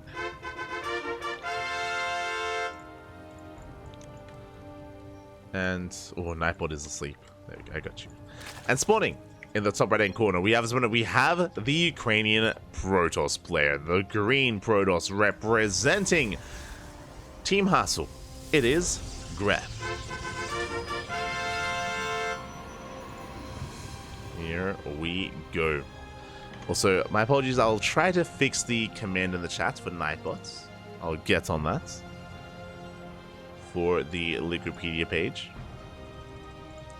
We'll get on that so you can have a look to see at which players have already competed and who is potentially left in this tournament. Again, this is the OSC King of the Hill, a King of the Hill style tournament, nothing but best of ones, and here we go. We go for a gas seal on the main base. The Forge has been thrown down. The cannon rush is upon us. And we are going for actually a proxy gateway into cannons. Let's go. Not your traditional cannon rush, which would be in the mineral line. So not your traditional cannon rush. Instead, it's going to be a setup for a proxy here outside the bases. Again, stealing this gas is huge. Because this gas has been stolen, that makes it that much more difficult to get into roach play. To get into faster gases, faster roaches, into lair even. So this is a pretty big deal, and this will be impacting how Wayne approaches this. He does make a couple of lings, and he's focusing down that gas geyser. He knows that he needs gas more than anything here to try to fight back and break this contain. Meanwhile, gateway is done. From here we should be getting into a cyber core as well. There it is, cyber core back at home to fully wall off. Oh, we get the thumbs up from Gref. Thumbs up. Going for a second gateway. Now, with the completion of this cyber core, we can go for either a proxy Stargate for Void Rage or proxy Robo for Immortals. We can go one or the other. We'll see which direction we go in. As for now, we're just setting up the contain. We're not really threatening the bases yet. We're not really threatening the mineral lines. But we are containing our opponent to 2 bases. And we will soon be in the face of Wayne with a gateway army. Meanwhile, Wayne takes his second gas geyser. Roach Warren is on the way. Queen comes down to inject. We can spread creep between the bases. And we can even, chip away at this would-be cannon. Or would-be pylon even. Pylon taking a lot of damage. Stalker has arrived. Pylon does survive, actually. Behind this, we can throw down more shield batteries. 2 shield batteries finishing up. Stalker production has continued. And for now, we're going Mass Stalker. But I'm still waiting for the Robo. Still anticipating that Robo to come out. I love the meticulous control there from Gref. Does pull away. But when he will shut down that Overlord. Big pick off supply blocking Wayne. Wayne, he is going to be supply blocked. Stalker's chipping away at that natural. Ravagers have arrived. They can bile down that pylon. The cannon will focus down that pylon. It should fall. Behind this, more Stalkers. By the way, we never really invested into a higher form of tech. I assumed it would be Robo or Stargate, but no, it's just Mass Stalker. Just mass vanilla Stalker here for Gref. I'm not too fond of it, but we'll see how it works. There's a round! Lings, they come in first round. They lock down one of those Stalkers. Good. 2 Stalkers even. Good pickoffs. Good pickoffs here from Wayne. Catches 2 Stalkers. There's only 2 left.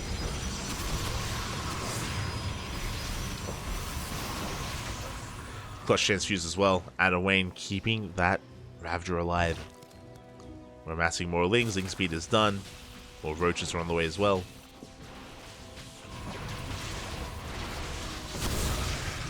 The Biles. Ooh. Almost do take down that cannon.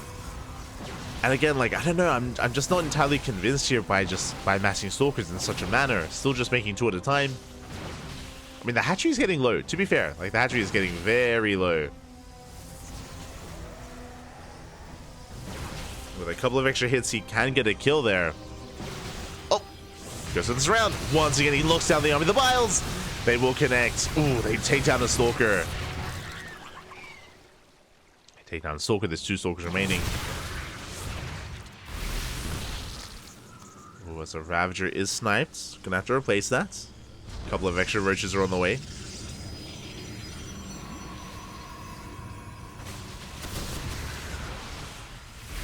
We do focus on another one of those cannons. Yeah, Wayne once again going to be engaging, just making sure that the Stalker count doesn't get out of control. The Biles, they take down 3 Stalkers. Juicy connections. Very juicy connections. The SimCity working against Gref. He couldn't escape. He could not back off. He's fully walled in. He was up against the wall. Does kill the hatchery. That is true.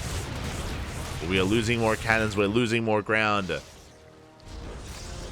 Yeah. More shield batteries on the way. But the reality is that we just don't really have much of an army. We have Warpgate at least, but... Oh.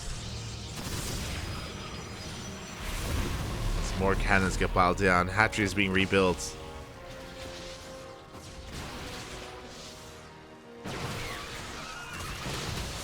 Wayne once again pushing this all the way back. Oh, we can escape this time. I do like this. We actually left a doorway.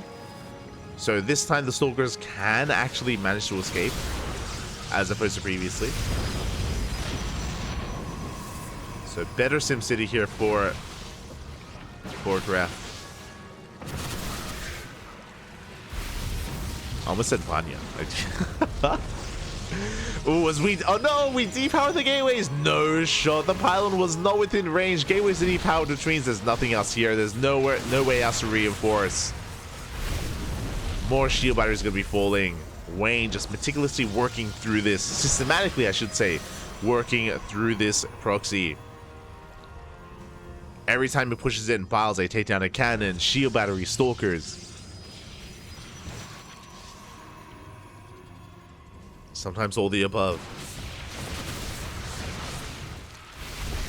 Speaking of, cannon and shield battery go down.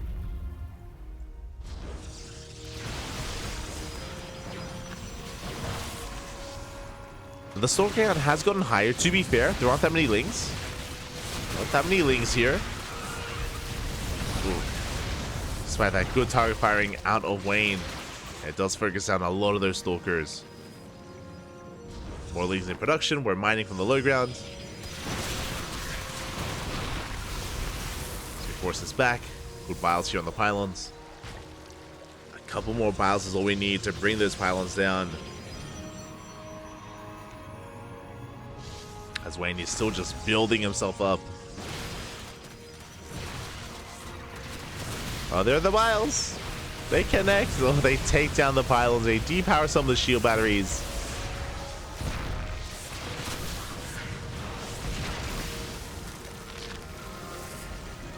More Ravagers on the way. Now, Wayne is bleeding out a lot of units, to be fair. Can we pull this off? We're down to a handful of Ravagers. With good enough target firing, maybe. The cannon coming into play, picking up some lings. Instead of going down, we trade out a Ravager. But with these lings, yeah, we can chase this down. There's nothing else left here.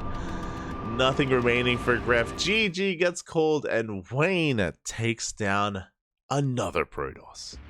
GG. GG, well played. A really odd variation of cannon rush, to be honest. I mentioned at the time, but usually when we see like a proxy cannon rush like that, it is typically for like proxy immortal production or proxy Stargate with void rays. Like there's usually something more here. Very rarely do we ever see what we just saw, going for a forge into 2-gate blinks or 2-gate stalkers of all things. So really interesting decision. Didn't quite pay off here against Wayne, unfortunately.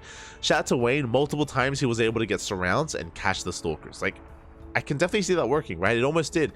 Imagine a world where Wayne wasn't surrounding those Stalkers. He did it like 3 or 4 times, where he was able to lock the Stalkers in place and either focus them down with lings or bile them down as well. That was just some really good catches, really good trades from Wayne. And unfortunately, Gref just could not afford those losses. He was completely all in. It was all or nothing, and did not trade well enough. And with that, Wayne is going to be claiming another win here for himself. But we're not done. Ooh, we are heading over to the Americans.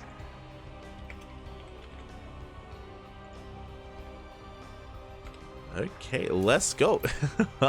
We are heading over to the Americas. It's been a while since I've seen this player in OSC King of the Hill. I'm just gonna double check. Did he compete last week? I don't think he did. No, okay, he did. My apologies, my apologies. He did compete last week. It's a big name, Papi. It's a big name. It is a heavy hitter. Let's go. He popped off earlier today. If you were here for MeomaikA Asia, you would have seen him pop off. You would have seen him 2-0 Classic, and he went to the ace match against Cure. What am I talking about?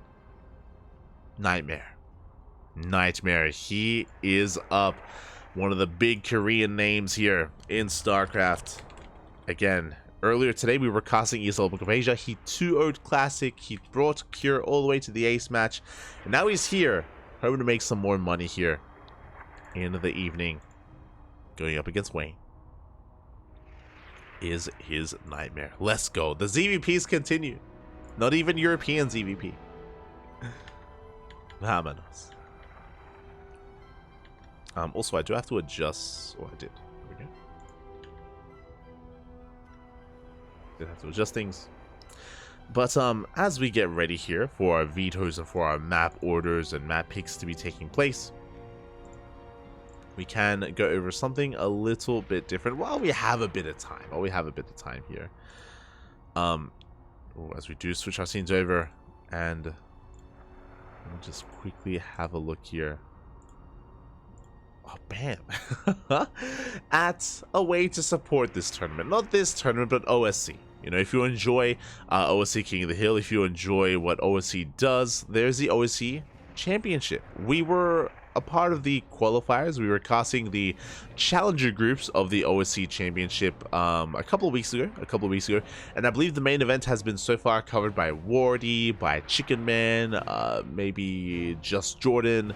There's been a couple of community casters that have come together to bring you the OSC SC2 championship for this year, for their 11th season. And if you want to support the OSC Championship, and again, StarCraft events in general, OSC in the chat, and you can get a link to the GoFundMe, or you can get a link to the page, the Indiegogo, my apologies, the Indiegogo, to support this tournament if you wish. You can already see that a couple of people have supported this event.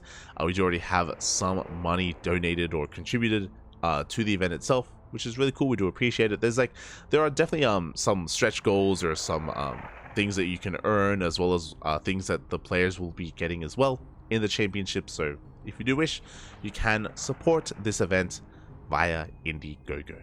Otherwise, chill. Otherwise, enjoy the StarCraft that we have before us. The OSC King of the Hill continues, and we still have plenty more matches ahead of us. And up next, Wayne versus NightMare.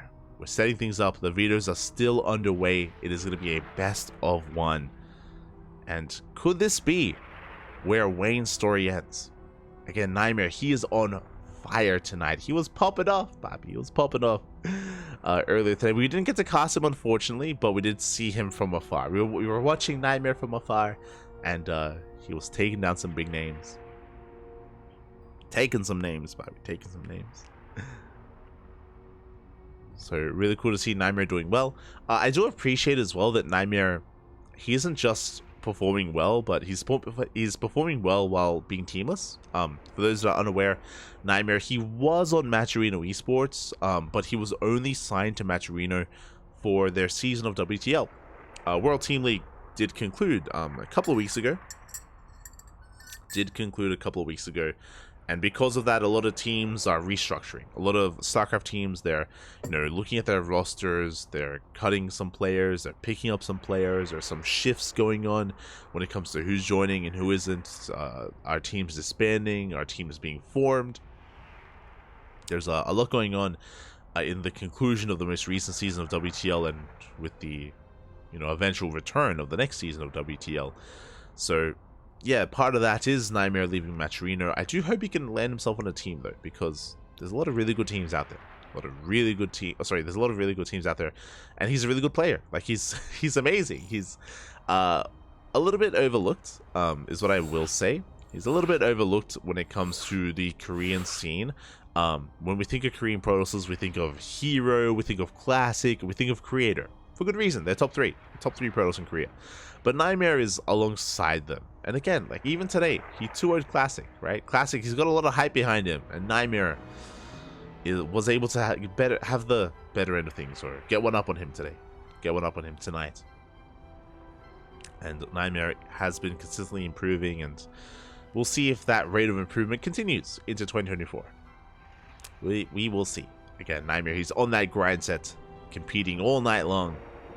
And we'll see if that practice, if that competition pays off here, because we have our map, and I'm ready. For the first time tonight, not just in this tournament, but also in ESL Open Cup Asia, we're going to be loading in to Radisson Station. Let's go. Radisson Station was not vetoed. To be fair, in mirror matchups, it is less likely for this map to be vetoed compared to regular matchups. So we'll see. We'll see what our players have in store for us. We'll see what kind of nonsense we get and how crazy we do play. Or if we're just hyper greedy and we just like rush into like SkyToss versus SkyToss. It's possible. It's possible.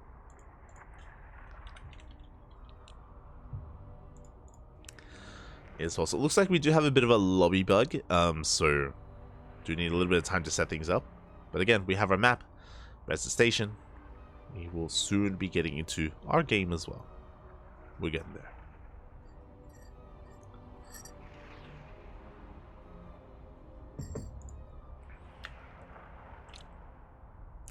We are getting there.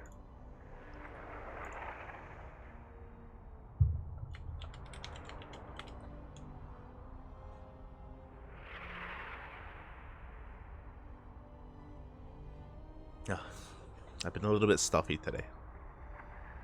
Smooch. Wakit, papu pakit.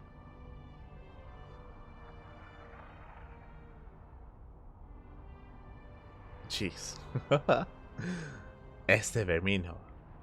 Ay, ay, ay. But yeah, unfortunately, we're just getting a bit of a lobby bug here, so promise you momentarily we'll be able to get back into this. As a reminder as well, !B in the chat, and the command has been updated. And we have quite a number of players still available. Let me just double check. What match are we up to? 7? 8? 7. We're on match 7 right now. With Wayne versus NightMare. Which means we're around halfway through. We're around halfway through the night. We still have plenty more games to have, plenty more games to go. Usually we have 15 unique players, so we've already gone through Spirit, ForJumy, Gerald, Gref. There are certain instances where if we do run out of players, if players are suddenly unavailable later on in the evening, then we can revive. If Spirit is still laying around, if Geralt is still around, then we can of course bring them back into the fold if there aren't any other players available. But that hasn't happened in quite some time. That's kind of like a contingency plan just in case. But for the most part, we should be able to feature ourselves 15 unique players. Should be able to.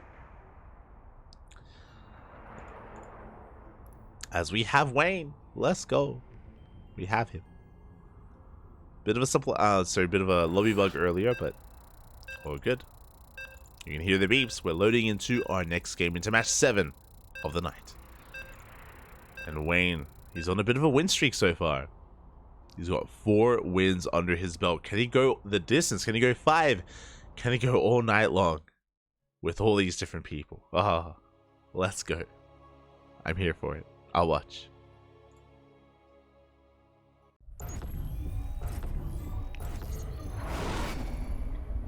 And spawning in the top right hand corner of Radisson Station, we have our South Korean Protoss player, our red Protoss, representing himself, currently teamless. It is NightMare.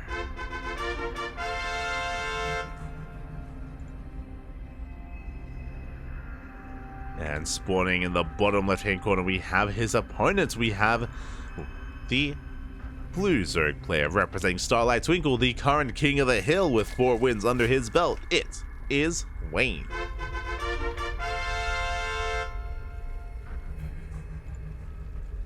See in chat. Are you casting the European Open Cup as well? Oh god, no.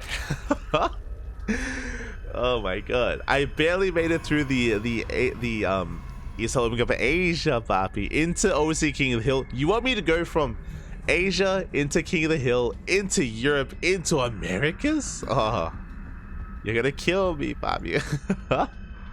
Now we usually don't cast ESL Open Cup Europe. We typically don't cast the European weeklies. The reason for that is because, if you didn't know, I'm living here in Australia. I do live in Australia, born and raised, and it is 2 AM currently, and I believe ESL Open Cup Europe goes until like 8 or 9 AM my time, like at around 8 or 9 AM my time. I'd like to sleep, you know. I like to sleep at some point. It would be nice. It would be nice to sleep. It'd be good. Not just that though, but I might be casting the European Cup in the future, in the coming weeks. The reason why I say that is because tomorrow, I've already brought this up, but so far, standard openers, and I want to get into the game, don't get me wrong. But tomorrow, I won't be casting Americas, because we're going to Europe, baby. I'm packing my bags, and I'm going to be flying over to Poland for I Am Katowice. Tomorrow, I'm going over to Poland. I'm going to be going on a very long trip. It's going to be a 32-hour trip, and I'm going to be getting into the land of Bologna. And yeah, hey, while I'm there, maybe I can cast some more European events. It's possible. It's possible. I'll be in the time zone. I won't have to cast at like 6 AM in the morning. It's going to be crazy. Until then, though, we have a very aggressive opener. Okay, so a couple of things here. We are getting into Radisson Station, of course, and I'm a little bit shocked this wasn't vetoed. Wayne did have one veto available, chose not to veto this map, is going for a hatch gas pull into a third base standard opener from our Zerg player. NightMare, instead of being hyper greedy, is being hyper aggressive, and he's hoping, I imagine he's hoping that Wayne is maybe cutting too many corners and being too greedy, and then he gets caught with his pants down. That's typically the dynamic of Radisson Station. Either both players rush into greed, or one player hopes that the other is being greedy and goes all in. It's like two different kind of dynamics and approaches here to Radisson Station. Talking a little bit about the map itself, again, it's a very, very defendable map. It is the largest map in the map pool, has the longest rush distance in the map pool as well when it comes to the ladder map pool, as the is going to be shut down. We also have pocket base, secure fourth base as well. The 5 base setup here is very, very heavily fortified, very defendable, and does lead into long late game quite often, more often than not. But we'll see if NightMare can make some magic happen with this Dark Shrine opener. Prism is on the way. Dark Shrine in production.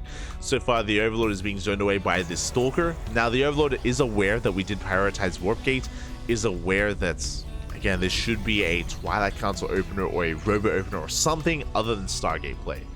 So we should soon be seeing a Roach Warren. And there it is. Safety Roach Warren on the way. It is around the 4-minute 10 mark.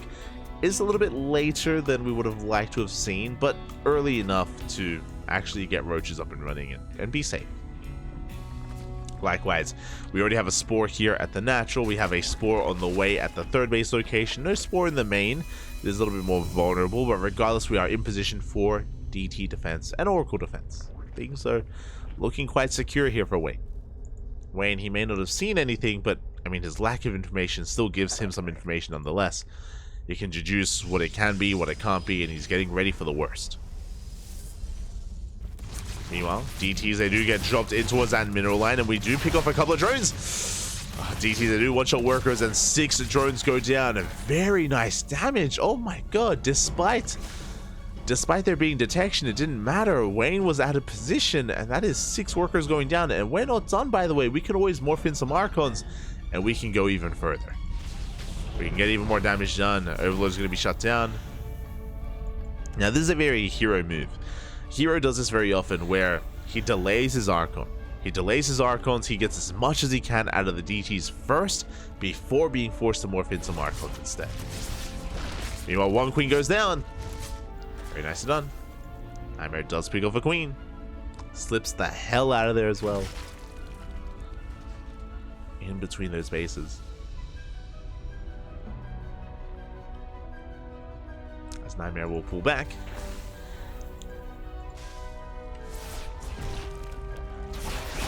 Another tumor going to be going down. Good surround here though. Wayne, he punishes NightMare. That should not have happened. A bit of an expensive loss. I still want to give the edge to NightMare, killing 6 drones and a queen. Pretty good stuff here for 2 DTs. But NightMare is going to have to back off. Meanwhile, we have our transition, and an interesting one at that. We're getting into +1 attack momentarily, as well as Blink. Blink is going to be on the way. Their base is fully saturated. Meanwhile, ooh, Wayne working towards a fast infestation pit. Okay. With this fast pit, it leads into faster Hive, of course, into Adrenal. Could go into HiGhDrA Viper. Could rush into Ultras. We have options. We do have options, and here we go. NightMare pushing onto Gref. Clearing up a lot of it here. A lot of tumors going to be going down. Ling Roach Ravager moving on forward here. So far, good moves out of NightMare. Very slick moves. Cleans up a lot of those lings. Oh, even picks off the Overseer as well. And this is where Wayne, were we a little bit too greedy here as Wayne threw down that infestation, but still hasn't yet to make use of it. More Stalkers on the way. As we pick off another queen. The Roaches have to engage, but they have no buffer. Oh, this is not going to be a good fight here for Wayne. We're bleeding out a lot of Roaches. Roach is going to be going down. The Queens as well, soon to be the Ravagers, but it looks like we barely hold on. We force back the Stalkers. Force them back for the time being. Oh, we do lose 4 drones. Once again, the Blinks looking good. Blinks are trickling on in. Wayne barely forcing this back. The Biles! Ooh, are dodged. Oh, and these Roaches, we're running out of steam. We're running out of HP. The Roaches are going down. One of the Ravagers gets sniped. Again, Wayne, he's up in supply, but that is a little bit deceptive. The soup does lie. Roaches are inflated supply here. Does look larger than it really is. Zelset trickling on in. Roaches are going down. We may have to pull the boys. As we are barely holding on. Again, NightMare just unrelenting here with his aggression. He's on 8 gateways. 8 gates, 8 gate 3 base. All in here. As we have 2 more gates. 10 in total. Oh my god. 10 gateways. NightMare does bleed out a couple of Stalkers. Sending some Zealots over towards the left-hand side. Focusing down that hatchery.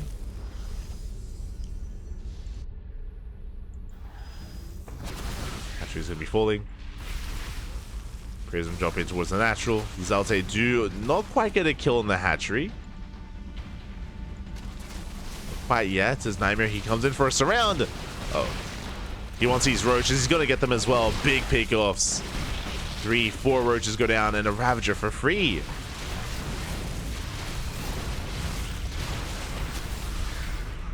Wayne going to be forcing that back. Meanwhile, that's a lot of Zealots as well. The Roach army being dragged out of position, and we're going for a run by. Charge is done. We're going for a surround. No shot. NightMare coming in from behind, getting on top of those Ravagers as well. Forcing the Zerg player further and further in. Does connect with some Biles, but so many Ravagers are getting picked off. And at the same time, a big Zealot warp into the natural base. Wayne, he's being pulled apart. Oh, he is being pulled apart. He's trading here with those Stalkers. But the Zealots, they're getting out of control. They're getting out of hand. They deny any kind of mining here at the natural. We're pushing into the main. Pushing into the Queens. And likewise as well, these Stalkers, they aren't trading too poorly either. They're being cleaned up, don't get me wrong. They are being cleaned up, but it's just too much. GG gets called. NightMare, he's in every single base, and he will fight back. He does take down our reigning king here. The king is dead, and all hail the new king, NightMare. GG. GG, well played. NightMare, he does end the reign of terror of Wayne. And now it's time for a Protoss to hold on to that crown. One of each race. Remember, at the start of the night, we had Spirit. We had Spirit to begin with, then Wayne, now NightMare. Terran, followed by Zerg, followed by Protoss.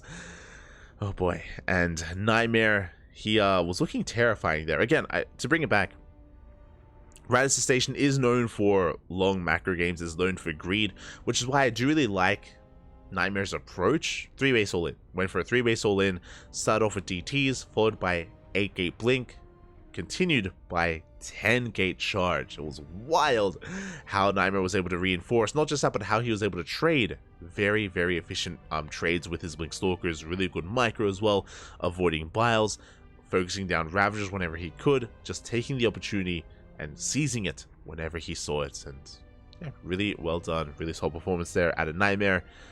And we'll see who's up next. Who is up next? Who can bring down the NightMare? We're here to find out. Oh, okay. We have a player that we have been casting recently, but apparently he's a new member of the OSC Elite Club. A new member of the player pool here for OSC King of the Hill. It's gonna be Art. Not that art, the other art.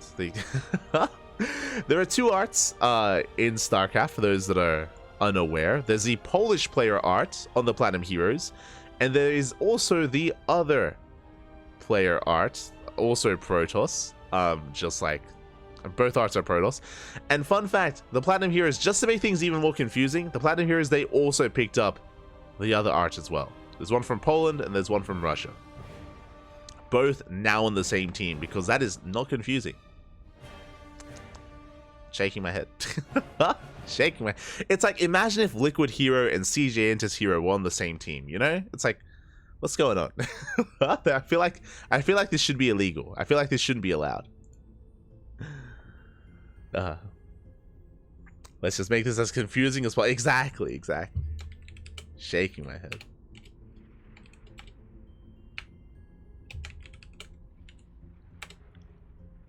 Alright, setting things up here. At least they spell it differently. Kind of. They do spell it a little bit differently. I mean, different capitalization. I believe Polish art is lowercase r.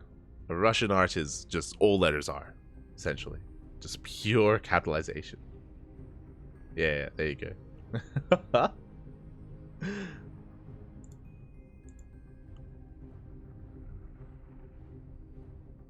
Here we go. So we are setting up for it. Guess you haven't seen the brag of a Rising Star 10 yet. Oh no, what happened?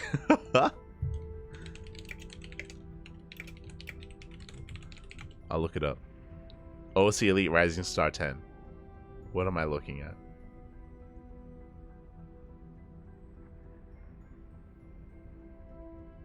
Are they playing against each other? That'd be amazing. Wait, what? Wait, what? I'm a little bit confused. Liquid art? Why is he on Liquid?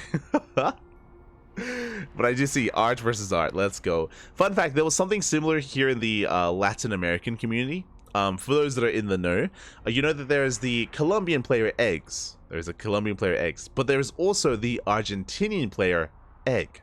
So there's Eggs and then there's Egg in Latin America. And whenever they would play against each other, we'd call it las Batalla de los Huevos, which is Battle of the Eggs. Battle of the Eggs, man. Let's go. So we had that as well. I guess a little bit less confusing because they are spelled differently. Like Eggs has a Z at the end. There's just regular Egg. But yeah, shaking. These pro gamers, they need to sort it out. They need. Wow. Aye. Why are we all the same? There's Hero and Hero, of course. I'm sure there's others, right? There's Silky and Silky. For those that are unaware, there's the American Zerg player Silky, as well as the American Zerg player Silky, as well as the Chinese Zerg player also Silky. So, and that's a little more confusing because they spell it the same, and they're both Zerg. Or both eggs are also Zerg as well. Both heroes are Protoss. Both arts are Protoss as well. I'm shaking my head.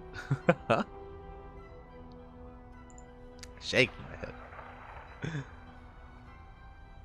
But yeah, we did have them Silky versus Silky. That did occur 2021, I want to say, in an ESL Open Cup Asia, back when before Silky retired, the American Silky retired.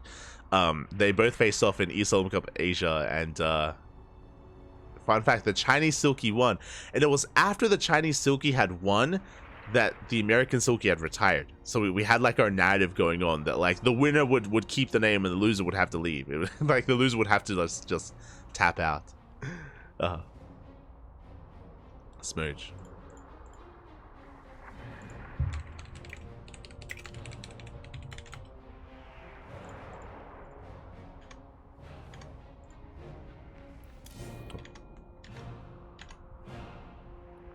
So that happened. That wasn't the reason why Silky retired, but like that did happen just before he retired as well. Smooch. Who else is there?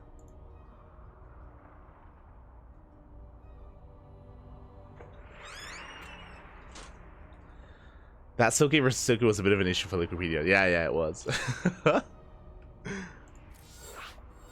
We had 3 classics too for a small time. Oh, we did. We had a Rain, if you remember. There was the Korean Protoss Rain and there was a Korean Terran Rain.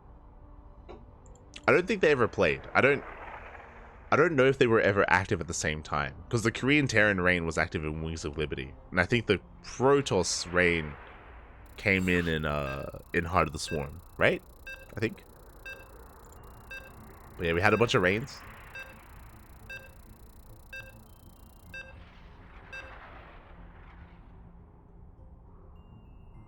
Who else? I'm trying to think.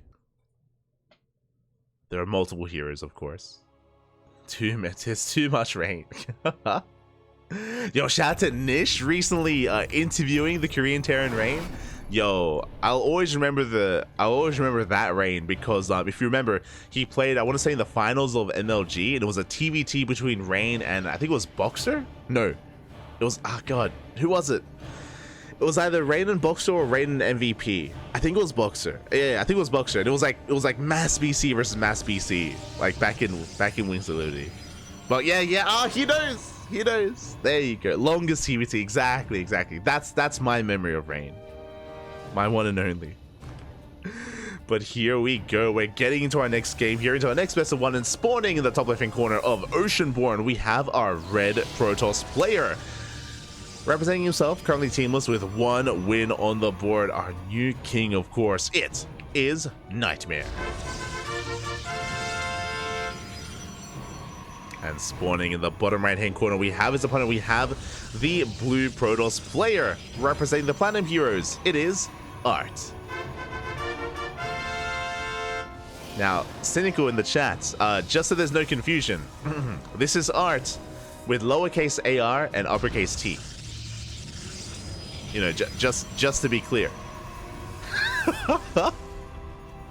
They have to be doing this on purpose, right? They have. It has to be on purpose, right? I'm shaking my head. What's going on? Here we go. As we're settling into our PvP. Ban him. Not like this. Here we go. As we're getting into our 2-gate opener. 2 gateways here for NightMare. Likewise, 2 gateways for Art. Is that the Oprah from CS? True. It's a new Art. He's hit the field. Oh no.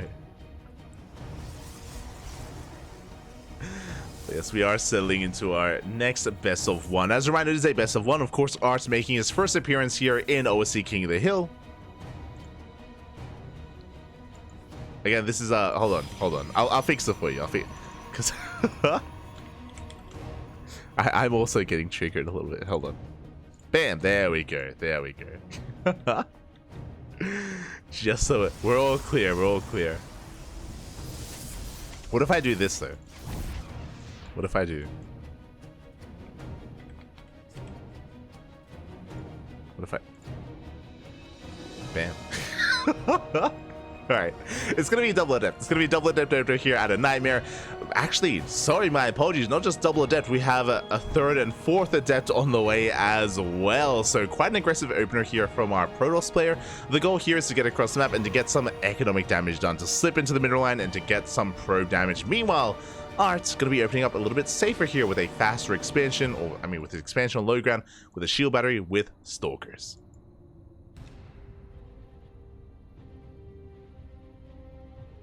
As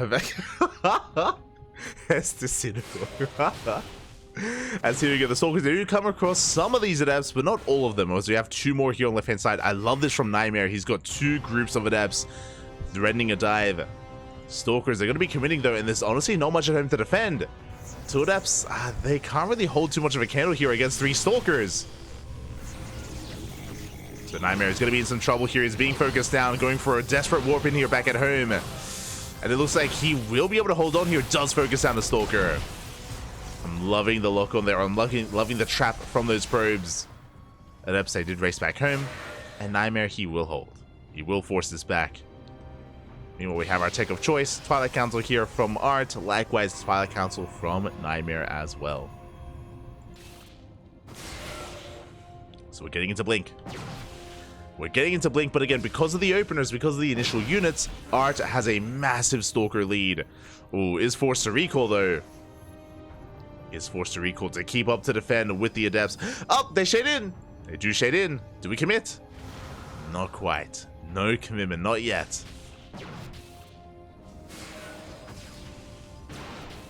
So we'll force this back. So I see people asking in the chat. Oh, I'll fix it. I'll fix it. Hold on. Hold on. I'll fix it. Okay, cool. As we are going to be shading once again. I mean, continuing to shade, continue to just keep Arts back at home. Keep him pinned. Dark Shrine behind this. Ooh, okay, NightMare, I see you. Going Blink into a Dark Shrine, quite a risky maneuver, but DT is going to be on the way. I'm a little bit concerned here. If we do go on any longer without a Robo, we will not have detection available. Arch going straight for a third. Oh no. It's going straight for the third base. Proxy is being set up, and the longer this goes on without detection or without a Robo, the more concerned I am for Art.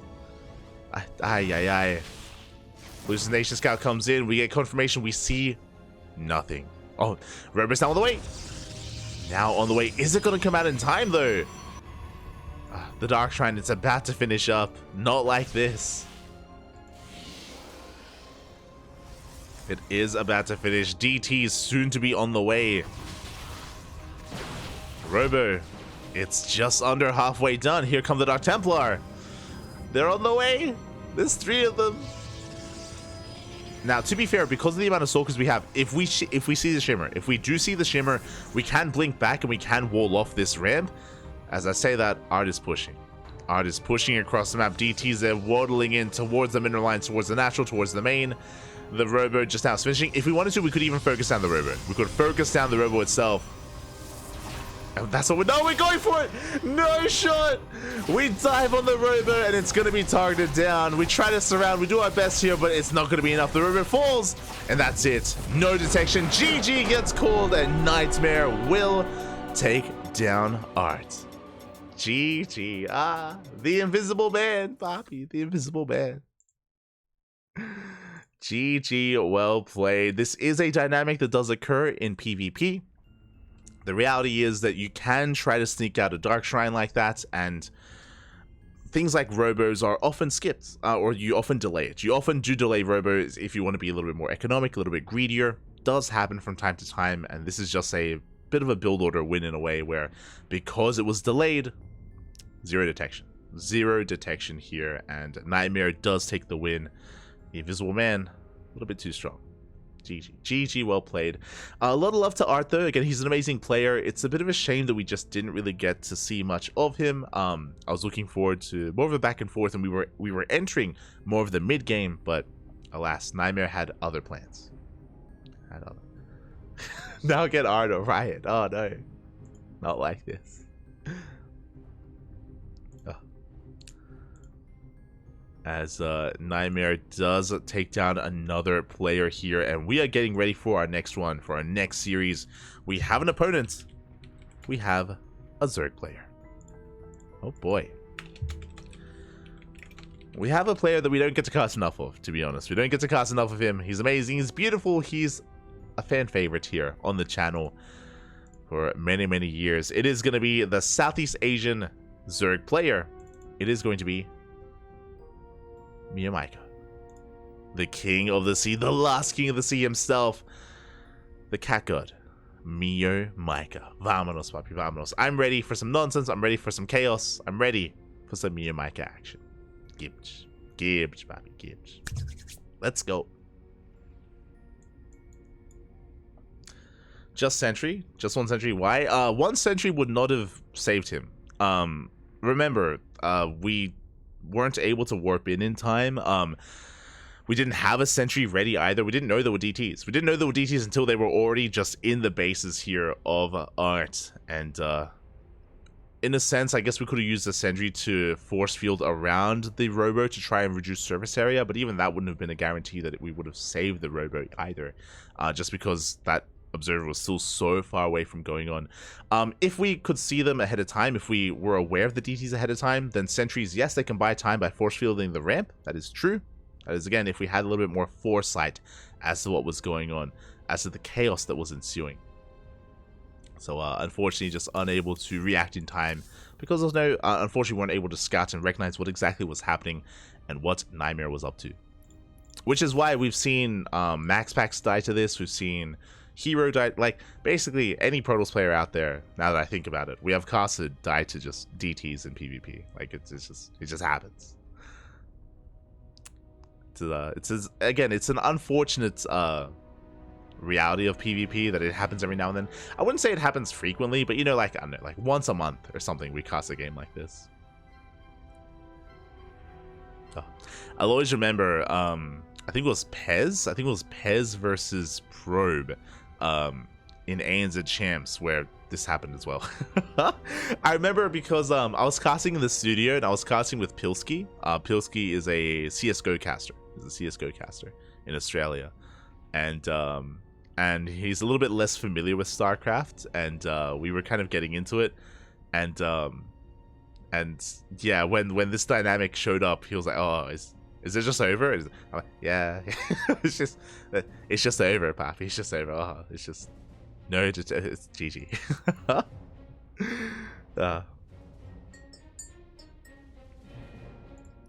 He got introduced to this while we were casting. Beautiful. King of Zergling, King of HiGhDrA, Papi, King of HiGhDrA. Let's go.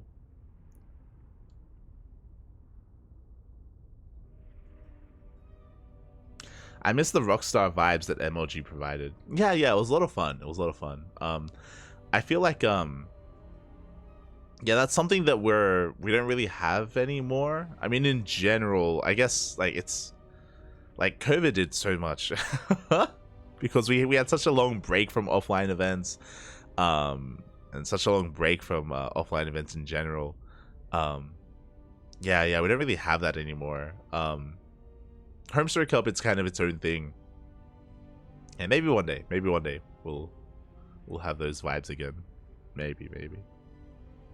I think it's hard as well, just because a lot of those more bombastic personalities aren't around anymore, right? Like a lot of them have grown a little bit older and a little bit mellowed out, right? Like even MC in his later years, right? Like in more recent years, like he's a little more chill, you know.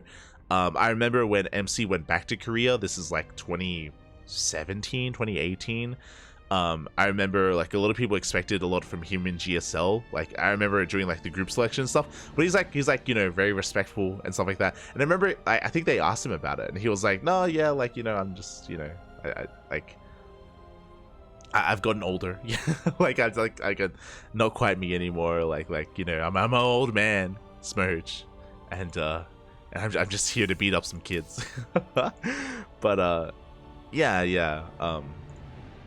I don't know if we can have that again. I hope so. Do hope so. Like Stefano as well, he's more mellowed out now. When he was playing in a Home Story Cup.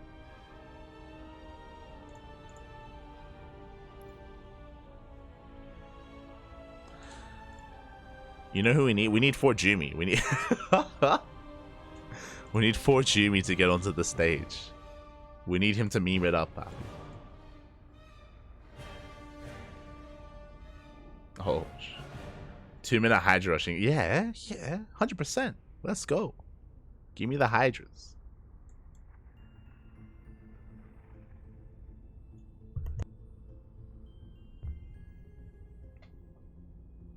Catching up. Is art becoming the new barcode? No.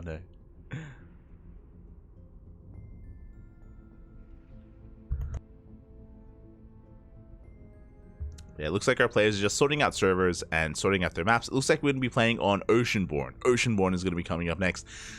Not a bad map for something like HiGhDra's, I'll be honest. For like a HiGhDra rush, like the MeomaikA 2-base HiGhDra, I'm ready for it. I'm ready for it. It's been a long time. Yeah, MeomaikA, he hasn't been as active as he used to be. I know that nowadays he's got an IRL job, so he plays StarCraft like on the side whenever he has a little bit of time. So I'm excited to see him again. I haven't casted like some solid MeomaikA games in like since last year. It's been a while. Gibbs. I'm ready for it.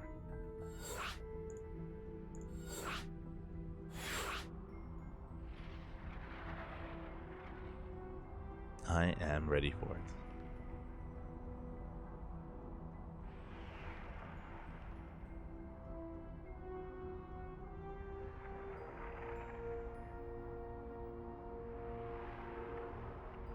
Otherwise, hope everyone's been doing well. Hope everyone has been doing well here. We're working through our tournaments. We are here in the ninth match. We have 6 more ahead of us. 6 more best of ones. Let's go. I'm here for it. Oh, looks like our players are asking for a minute though. Looks like we need to take a minute here before we do dive in. All good. Who haven't we seen yet today? You know what? I haven't casted DIMAGA in a while. Where's DIMAGA been? Gib DIMAGA. Haven't seen DIMAGA in a while. Who else haven't we seen? We could do some more Terrans. We've only casted Spirit and QuanTa so far. I wouldn't be opposed to... Who am I thinking of? There's some of the German Terran players like Shark Ripper, Soon, No Mercy. They used to be so active. The Synthex boys. Who else? Baby Marine. Cuckoo. He drops by every now and then. In these tournaments. We need some more Terrans. Nicoract, he usually drops by as well. To wreak havoc. 3-minute paid bust. It's going to be a short one, 100%. It's going to be a short game. Our downtime is going to be longer than the game itself. I hope so anyway. We'll see.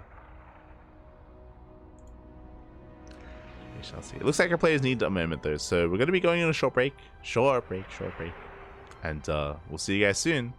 But MeomaikA versus NightMare.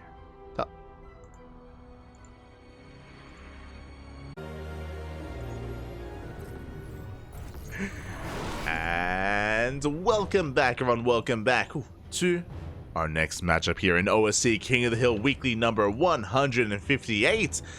And we are here to see if our king's reign will continue or if a new king will rise in his ashes. As spawning in the bottom right hand corner of Oceanborn, we have our South Korean Protoss player, the red Protoss. Hold on. There we go.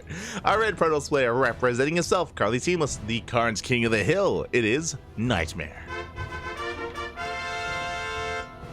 And spawning in the top left hand corner, we have his opponent. We have the Vietnamese Zerg player, the blue Zerg, representing Team Gosu. It is MeomaikA.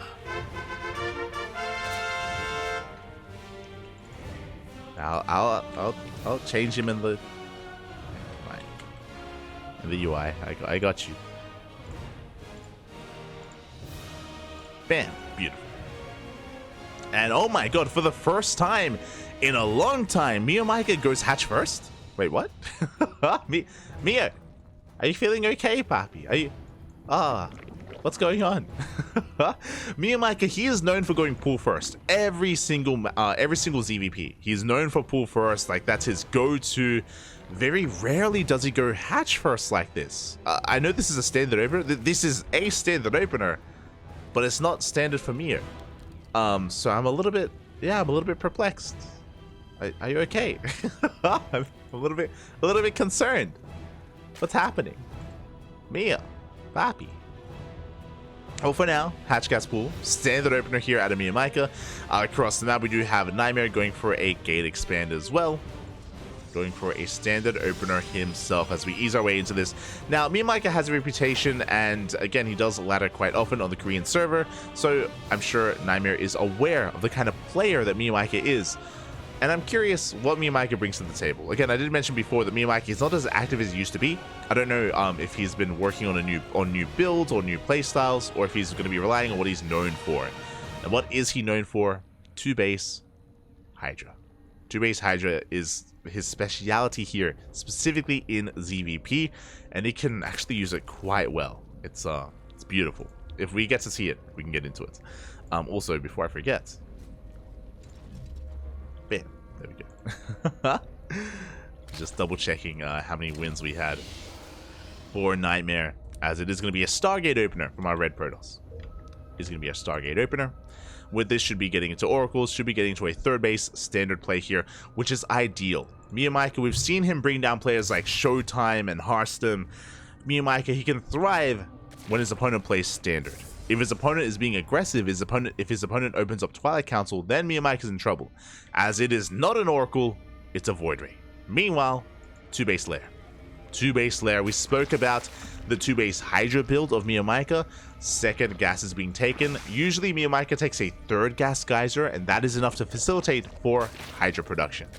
We'll see if a 3rd gas is taken. We'll see how we make use of this lair. For now, Lings are being produced. Again, Void Ray on the way first, which is an interesting move. This means that NightMare can go for a hidden tech behind this. He can go for a Void Ray into something like Glaive Adepts. He can go into Sky Toss. He can do whatever he wants, and MeomaikA will have no idea. Whereas MeomaikA is supplied block, the Overlord did go down. Behind this, Lings, they do get in. They do slip in on top of this space, and we will deny the 3rd. Very nice pick up here. Oh no! Mio instead, he goes for the Adepts, but it looks like we have too many Lings. They will be forced back, and we actually dive into the main. Oh, we're gonna probe. We get one more worker. We do get a follow-up scout. We do get eyes on the Oracle. And the Lings will be cleaned up. Meanwhile, there's that HiGhDrA. And there's that 3rd gas. As we mentioned, 3 gases, 2-base lair into 2-base HiGhDrA. Let's go. This is the MeomaikA special. Here we go, and so far we have yet to scout this. We don't even know about the lair timing. Why? Because we went Void Ray first instead of Oracle. Oracles would be dipping in between the bases, they'd be scouting everything, they'd be seeing everything. But here, NightMare sees nothing. He sees a 3rd, he sees drones, he doesn't see anything out of the norm, doesn't see the extra gases here at the 3rd base, or sorry, at the natural. NightMare is in the dark. Ooh, and here's the follow-up. As we mentioned, this is the power of a Void Ray first, is that it allows you to go into hidden tech. And, you know, we were theorizing Glaive Adepts, we were theorizing Sky Toss, and it is Glaives. And very committed as well. 6 gateways. 6 gate Glaive Adepts here for NightMare. It's on the way. HiGhDrAs have been revealed, and I'm worried for MeomaikA. So, Glaive Adepts are usually designed to hunt down drones, but Glaive Adepts are really good at fighting Lings and HiGhDrAs as well. And I've seen this before. We've cast enough MeomaikA to have seen this scenario, and Mio's in some trouble, because Mass Adept shreds through Ling HiGhDrA. Ling HiGhDrA melts so quickly against this kind of army, depending on how many Adepts there are. And we're going to be warping in a lot. With 6 gateways, that's a lot of Adepts, Papi. That's a lot of Adepts. So I am concerned for Mio. Also, if you're curious, Mio's composition is meant to only be Ling HiGhDrA, no Banelings. So he won't have the other alternate way to deal with Adepts. It's either Roaches or Banelings, one or the other. Without either, again, this is going to be difficult. Now, it's not impossible. If the Lings are able to catch out some of these Adepts, if the HiGhDrAs are able to maintain themselves behind the Lings, behind Queens, then we have a lot of DPS. Like, we have a lot of DPS here, so we can maybe work our way through. Ooh, Changelings do scout. The Adepts have been revealed. Big scout there from Meo. He's aware, he knows. Adepts are shading in, Lings are getting ready to dive, and we do catch a couple of these HiGhDrAs so quickly. 2 HiGhDrAs go down. Third HiGhDrA almost gets picked up as well. We get a third HiGhDrA, but we get a surround. Beautiful surround here from Meo, and we will clean this up. Adepts will fall. NightMare not taking that seriously enough. And what's important here is that, again, mass Adept will trade better. I mean, we pick up a couple more HiGhDrAs, but I was speaking more about an army of Adepts. We are warping them in defensively back at home. Ooh, Lings are getting caught out. NightMare, I believe we threw down a bait. Colossus are going to be on the way behind this. Adept Colossus. Honestly, I feel like it can do well. We catch out more Adepts here. Now, MeomaikA is staying on a low drone count, and it's going to get even lower as we catch out more drones here at the third base. No Spore. We're committed. We are all in. Can we hold? It's going to be a tight hold. We have 4 shield batteries. We have a lot of Adepts. Again, I still feel like NightMare can trade well here, but we'll see as we do dive on forward. Overcharge is popped. Lings are going down. Boys are being pulled. Those HiGhDrAs doing a lot of damage here in the back line. But we have another wave of Adepts on the way. And without any Lings, these HiGhDrAs are so vulnerable. They are so exposed. They have to back off. Only with Lings can they engage. And now with Colossus, like this army, yeah, we're going to be fine. We're going to be fine, pal. Good target firing with the Colossus. The Lings, they melt to the Adepts as well. And Meo, he has to retreat. Now, I appreciate this. Meo, he's transitioning. He has recognized Ling HiGhDrA, it's not working. It's never going to work against this. Roaches. Roaches are on the way instead. Now, this is a rough transition because Meo was all in. Specifically his drone count. He's on 44. He's down 20 workers. He's down 20 workers compared to NightMare. Economically, he is in a lot of trouble. And this is a rough transition for Meo, trying to get out of the all-in that he had committed to. He's droning. 4th base is on the way. Tech-wise, he doesn't have a lot to work with. He has HiGhDrAs, but no upgrades, no +1, no roach speed. Like, there's a lot to catch up on, and NightMare has a lot of freedom right now. He has a lot of freedom. He's building up more Colossus. From here, he can go into Disruptor. He can go into Disruptor behind this. He can get a 4th base up and running. Oh god, that's a lot of Adepts. That's a lot of Adepts moving out. Oh boy. So we do get on top of the 4th base. 4th base is going to be denied. Yeah, a couple more volleys and it is going to be cancelled.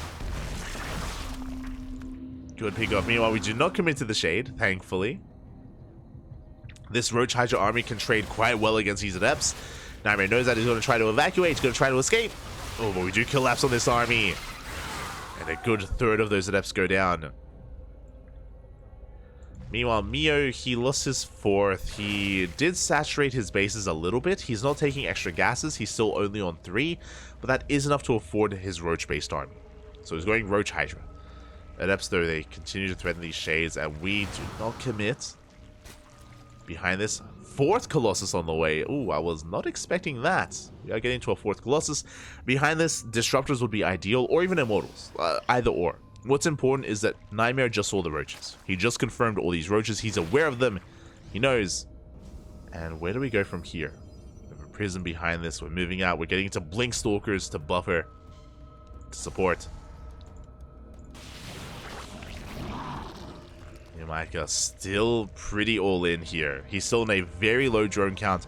His army supply looking quite large. But no Ravagers either. Just pure Roach HiGhDrA. A very Heart of the Swarm-esque composition. You don't really see this too often anymore. Here we go, NightMare. He does rock up. Does get eyes on the army. We have the War Prism to reinforce. And NightMare, he's getting his 4th base up and running behind this. Here we go. MeomaikA, he is pushing in. Roaches, they do engage here with the Stalkers. They're breaking through. There's so many Roaches available here for Meo. And he collapses on this army. Behind this, he's going to be losing a lot of drones. The Adepts are going ham, but we do shut down the Stalkers. Oh. And we break down one of those Colossus as well. I believe 2? 2 Colossus. 2 Colossi go down. But Meo, oh, he loses 17. He's all in. He loses 17 drones back at him. He's down to 36. 36 workers remaining, and it's all or nothing. We have to end the game with this army. We're sending it. We're going across the map. What does NightMare have at home to defend? He has 1 disruptor. The Stalkers are getting caught out as well. Meo, he can do it. He can do it, Papi. He's all in. Never goes up. Oh, the connection. No connection. It gets focused down. Overcharge is popped. We're going to be able to hold on to the high ground. Meo is forced back. Oh, again, Meo, he's on a timer. He's got to keep going. We have to keep pushing here as we're making 2 disruptors at a time. The more disruptors we have, the harder it's going to be for MeomaikA to end the game.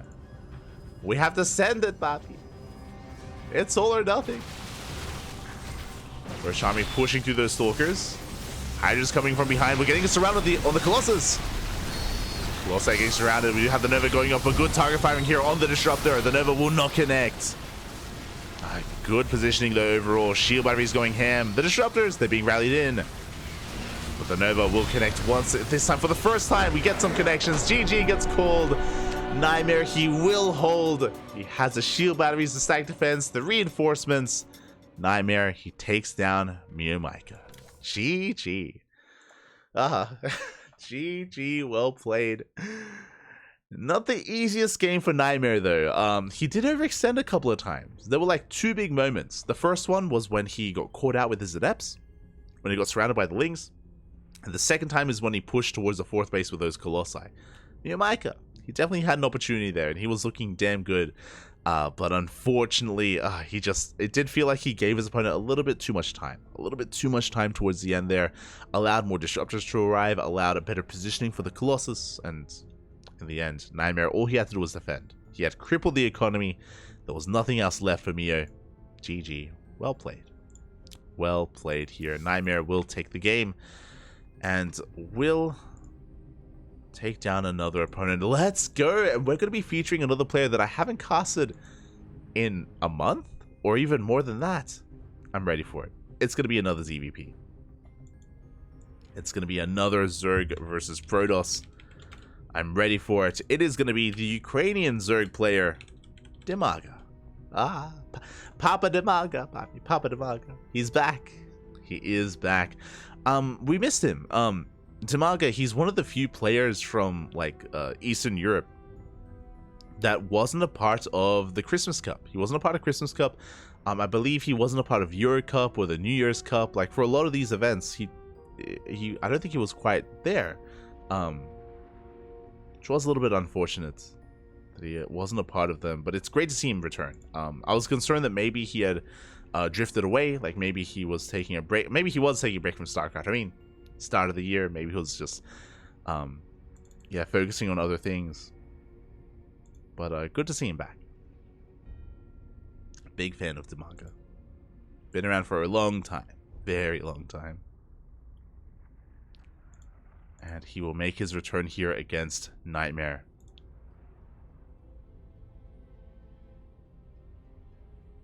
Here we go.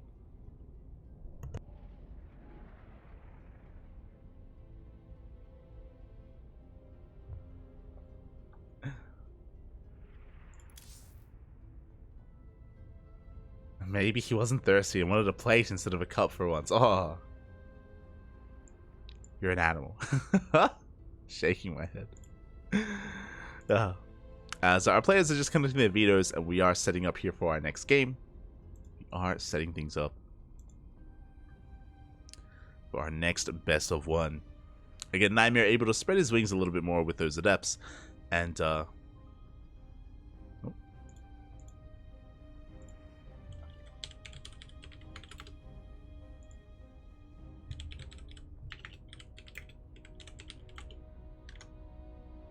so we are just setting things up here between our players. Making sure we know what server we are playing on. Beautiful. We have our answer. Tis gonna be Central. I believe it's Challenger advantage, right? I believe depending on who is playing against who, they will get server advantage. But hey, we have our next ZVP. I'm hoping we can get some more Terrans down the line. Haven't had a Terran in a while. What? We'll get there. Ooh, as we have our map, and we're going to be loading into 2,000 atmospheres. We have yet to see Gref tonight. We've seen a little bit of Ancient Cistern. We've seen a lot of 2,000 atmospheres. No Gref though. Feels bad, man. Feels bad, man. I mean, it was a very unique map in its own way. I can understand why players wouldn't want to play on it. But here we go. We're getting into our next game, and a big shout out to my deck. Thank you so much for subscribing with Twitch Prime for 2 months in a row. Thank you so much, puppy. Thank you so much. Do appreciate the support. Hope you enjoy the content. Hope you enjoy the cast. Hope you enjoy the StarCraft as we are getting into our next best of one. Here we go. Can our king be stopped? He's been going on a tear so far. No one can stand in his way. Not yet. We dive into our next game, and spawning in the top right hand corner, we have our challenger. We have our would-be usurper representing Berserker Esports, the Ukrainian Zerg. It is DIMAGA. And spawning in the bottom left hand corner, we have his opponent. We have the current king of the hill representing himself, the red Protoss. It is NightMare. Here we go. Again, here for OSC King of the Hill, we do have an extended map pool. We don't just have your normal ladder maps. No, we do incorporate some of the older maps as well, which is why we can feature maps like Gref and Ancient Cistern and 2,000 Atmospheres as well. This map has been a little bit popular amongst the Zerg players, which makes sense. Has been a little bit popular. ForJumy went for this map as well, if I recall correctly. So it is great to be back. Oh, sorry, not ForJumy. QuanTa. QuanTa went for this map. That's it. QuanTa. So it is great to be back on 2,000 Atmospheres. This is one of the other maps that's actually underwater. Under 2,000 atmospheres of pressure. You can see the fish. I believe there's a shark around as well. There's a shark that floats around. But outside of that, when it comes to the features of the map, it's quite large. It is relatively large. There's options when it comes to what kind of third base you want to be taking, either the linear third or the triangular third base as well. The center of the map is a little bit choked up here with the bridge, of course, with points of elevation.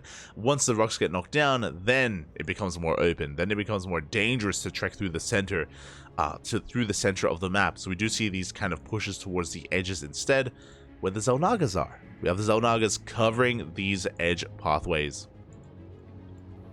And these main attack paths, I should say. So depending on who has control of the Xel'Naga, you control the map. So yeah, it's great to be here once again. Meanwhile, DIMAGA going to be going for the Hatch Gas Pool standard opener out of our Blue Zerg player. Meanwhile, Stargate opener out of NightMare. Now, when it comes to DIMAGA, again, I haven't casted him in a long time. He is known for, last time I really casted him was like, what, on a weekly basis in WTL and sometimes in Sparkling Tuna Cup. But DIMAGA, he is known for his ZVP. He has some really strong ZVP. He looks terrifying against even some of the Korean Protosses, specifically in the mid game. The mid game is where DIMAGA thrives, and he is known for basically droning up to around 66 to 72 workers. You know, 3 base, maybe just over 3 base saturation. He gets a 4th, maybe mainly for larva, and then he just makes non-stop roaches. Non-stop roaches, lings, and banelings, just hyper aggression, but off of a secure economy that he's able to get into quite well. And that's where he can really thrive. We'll see if he can continue that trend, though. We'll see if he can get to that point, because NightMare, once again, Void Ray opener. And as we talked about last game, when you open up with a Void Ray like this, it means that, one, sure, you lack scouting information, but you deny scouting. You shut down Overlords, and you can hide your follow-up. And your follow-up could be Glaive Adepts, like we saw last game, could be double Stargate, Sky Toss, could be a charge base all in, it could be standard play, it could be anything. DIMAGA wouldn't know. That's the power here of the Void Ray. As we do move out, we're on our job to hunt down Overlords. Now there is one Overlord here on the right hand side that so far has been unscouted, but the reason why we're doing this is because we don't want to reveal our Void Ray too soon. We want to hunt down some of these more quote-unquote safer overlords and get some secure damage. This overlord is already dead. Like, it's a dead man floating right now. It's it's gonna be hunted down at some point, so may as well get across the map and get even more damage done. Ooh, as we are a bit on a move, we take some extra damage. There's that Twilight Council follow-up. So we have our third base into a Twilight Council, another gateway on the way. This looks like Glaive Adepts. This does look like Glaive Adepts. There is no Forge, there are no upgrades. Don't need any upgrades, not with Glaives. The Oracle gets across the map, gets a couple of drones. Ooh. We got a little bit too greedy though. 4 drone kills and the Oracle goes down. A big pick off there by DIMAGA, and that was not worth of a NightMare. That was not a worthwhile trade. Overlord comes back, again hunting down the... Void Ray comes back, hunting down the Overlord. And as we mentioned, again, no Forge with the Twilight Council screams Glaive Adepts, and it is Glaive Adepts. Now, if you remember, against MeomaikA, NightMare, he delayed his third base and he went up to 6 gates. He was very committed against MeomaikA. He went 6 gate Glaive Adepts. Here, against DIMAGA, 4 gate Glaive Adepts. It is less committed here, but there's still a lot of power behind this. There's still a threat that does pose DIMAGA if he doesn't see this coming. Well, speaking of though, he does catch the Adepts. 4 of them, they do get surrounded. Big moment here for DIMAGA, and he sees the extra warping of Adepts as well. He knows. Roaches, or Roach Warden is on the way, soon to be Roaches. The Adepts did reveal themselves a little bit prematurely. So DIMAGA is now aware of Glaives. He should be aware of Glaives. Especially seeing reinforcing Adepts. Oh, interesting. Behind this, we're going for a later 5th and 6th gateway. It's quite later, though. Third base still getting saturated. Roach Warden is done. Roaches are amassing. DIMAGA cutting workers at 50. Pretty good worker count to cut at here to deal with the aggression of NightMare. As a reminder, there's no Robo. There's no Robo, there's no Warp Prism, there's no way to reinforce across the map. What you see is what you get. You have a group of Adepts here towards the left. You have the Void Ray towards the right. Can we piece this together? As the Adepts do rotate over towards the third base. Behind this, we're transitioning. We have +1, we have Blink, Robotics Bay on the way. Again, this is not all in from NightMare, not by any means. But he needs to get damage with this. The problem with this follow-up from NightMare is that these Adepts, they delayed Blink. It's because of these Adepts that Blink is late, +1 is late, like all this tech is delayed in favor of these Glaive Adepts, and so far they have not paid for themselves. We're getting a couple of tumors. We have map control, true. Pick up a couple of tumors here. But again, we are ideally looking for some economic damage, and we still have potential. The Adepts are still alive. As long as they live, they can threaten these bases. Here we go. We do push here on the left-hand side. We do clear up a lot of the creep. But they are being called out. One Adept did fall. And here comes the follow-up. +1. We have Blink. DIMAGA still droning up to 60. Still not quite where he wants to be when it comes to his worker count. Here comes NightMare. His goal. Shut down the 4th. To deny this 4th base to get a kill on this hatchery. And can he get it? DIMAGA just doesn't really have much of an army here. He cannot keep up with this. We have a lot of Lings, but that's what the Adepts are for. As we start to step forward, reinforcements are on the way. The Lings, they're melting here against the Adepts. Yeah, the Lings are going down. The Roaches thereafter, and it looks like this timing from NightMare is becoming a bit too much. DIMAGA did not have enough to hold on. The Roaches, they crumble against this army. And we work through the Queens as well. There's just nothing left here. And this one push, it's just too much to handle. Every Queen falls. The Roaches, they're trickling in one after the other. We have reinforcing Stalkers coming in as well. Again, this timing was just a little bit too brutal for DIMAGA. Wasn't ready for it. And GG, good luck in the next match. And NightMare will take down another Zerg. GG. GG, well played. Again, a very powerful push, and what really added to that push as well, fun fact, I want to say that if the Adepts weren't there, DIMAGA probably holds. Ling Roach can trade very nicely against Stalkers. Like, Stalkers have a really hard time trading against Lings, just because they take so many hits, they sow so much damage, and they do so much damage to Stalkers as well.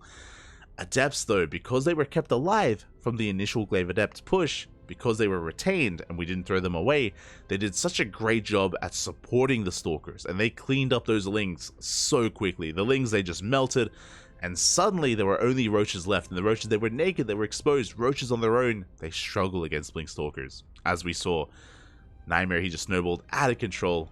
Very nicely done. Very nice execution there from NightMare, and really good use of the situation. Like, even though his adepts, his glaive adepts, weren't able to really do anything, at least he didn't throw them away. And he was able to actually incorporate them in that later push instead. So really nice adaptation there from NightMare. And with that, he is still our king of the hill. Oh boy, we've had some big names, some heavy hitters, and usually it takes a big name to bring another one down. It was Spirit who started the night off as our king of the hill. It took Wayne to shut Spirit down. It took NightMare to shut Wayne down.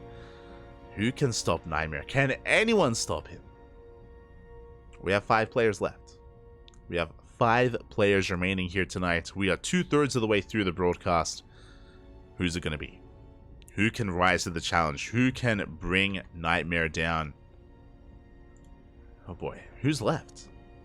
Who is left is a question. I would love to see... I don't know if Young Yakov is here tonight. I'd love to see Young Yakov step up. I see Rostok lurking around. Rostok could be potentially another big one here. And it looks like... Oh! Do we have our lobby? Do we have our player? Do we have our match?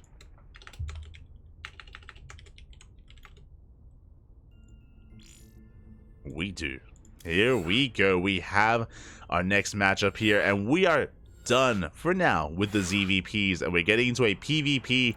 It is, in fact, going to be NightMare versus Rostok. A Protoss versus Protoss match.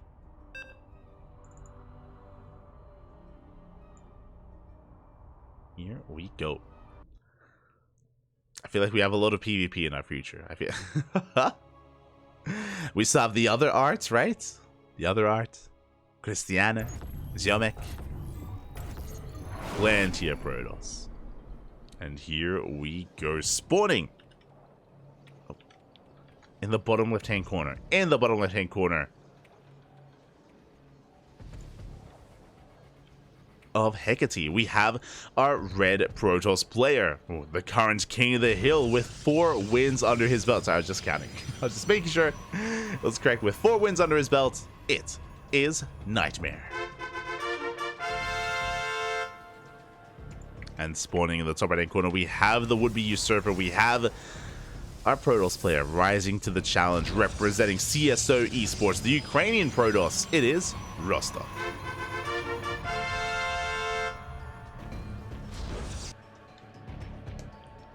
We go.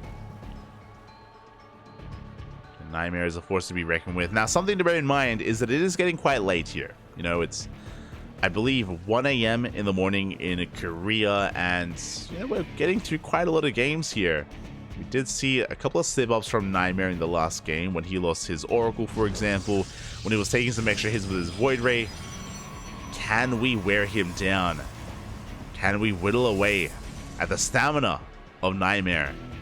And is that going to be a part of how we can stop his reign of terror? How we can stop the Protoss with another Protoss? We'll see. For now, 2-gate opener. 2-gate opener here out of Rostok. 2-gate opener out of NightMare. We are loading into HiGhDrA, which is an interesting one. Not a bad map for proxies. There are definitely a lot of proxy locations here on HiGhDrA because of how wide it is. There are so many locations to, again, try to take advantage of. I'm curious if that's the plan for Rostok. I am curious. But now, second pylons have been thrown down, so no proxy. No proxy from either Rostok or NightMare. Everything is looking normal. Everything is looking as it should.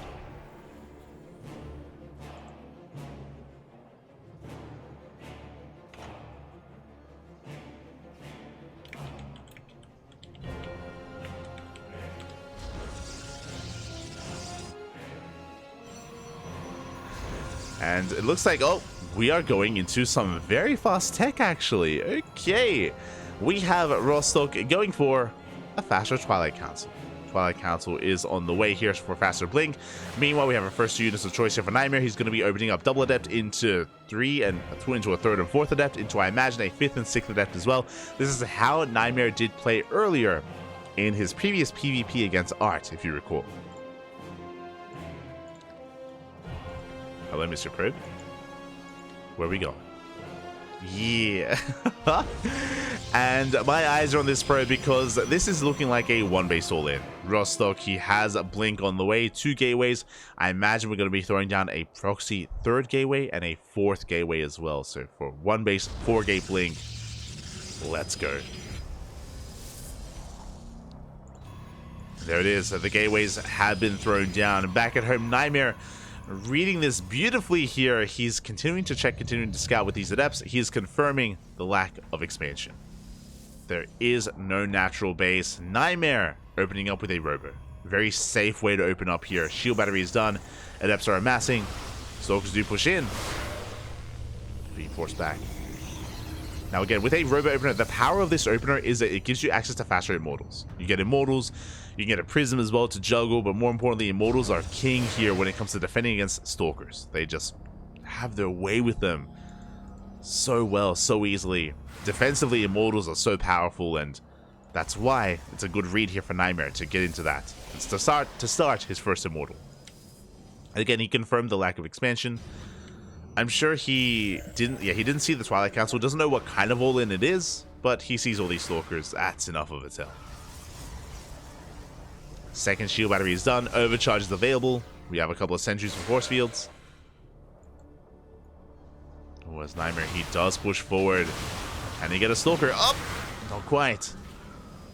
Doesn't quite get one. First immortal has arrived. Second immortal's on the way. Now, the power of blink, as we dive quite deep, focus on a sentry, is that we can bypass the army. We could get high ground vision here if we warp into sentry, we get hallucination, and we could just blink into the main instead. We can avoid this main frontal army. We can avoid the natural. For now, though, that's what we're focusing on. We do blink on forward. We focus down the immortal. Immortal does go down. Sentries as well, but a second immortal is arriving. It does rock up just in time. So far, good damage here from Rostok. He wants the immortal. Gets a stalker. Gets a sentry. Gets a stalker as well. Maintains his army lead. Good pickups here by Rostok once again. Just making sure NightMare cannot get up and running. He blinks on top of the army. The overcharge barely keeps the immortal alive a little bit longer, but it looks like we have too much. We focus down one. He focused down the second stalker as well. There's only adepts, and adepts, they just tickle stalkers. It's just not enough. Another immortal does make it out, but again, we only ever have one. We only ever have one immortal at a time. Shields are triggered. And Rostok, have we done it? It looks like we have. Oh god. So barely forced back. More reinforcements on the way. We have 14 stalkers to the 2 of NightMare. And Rostok, he just pushes his way further and further into the main base. Gets into the main, focuses down another immortal. And what did it take? What did it take to bring down NightMare? Not a Zerg, not a Terran, but a Protoss here. As we dive on top of the final immortal, it gets focused down. There's nothing else left. GG gets called. And Rostok pulls off the one base all in. GG, well played. GG. Of all the players, Rostok was not on the top of my list to be the one to knock NightMare out, but it's a PvP, puppy, and they can be chaotic. When it came to the defense of NightMare, I do think he did identify the all-in quickly, and he went for the robo, which was good. It was all good, getting into immortal production. The downside was the adepts. He still invested into 6 adepts early on, and we saw how little they were doing for him. It was a little bit unfortunate that he had kind of opened up in that way and in that direction, and as a result, they were kind of, I wouldn't say dead supply, but again, they just weren't really doing anything. It was really smart of Rostok to avoid wasting shots on the adepts as well, right? He was intentionally focusing down sentries and stalkers and immortals, and he was just ignoring those adepts as much as possible, just making sure he wasn't wasting any DPS on them. So really good target firing out of Rostok, and really unfortunate kind of setup that NightMare had. He had shield batteries, he had immortals, but immortals, they needed some more support, more than just adepts. With that, we do have our new King of the Hill. The King is dead! All hail Rostok, our Ukrainian Protoss player, the new King of the Hill. A big win for him, to be honest, a big win. And now suddenly everything is up in the air. Suddenly everything is up in the air. Ooh, we are heading over to the European server. We are heading over to Europa because I mentioned it before. I wouldn't be surprised if this wasn't the last PvP. We have plenty more Protoss available.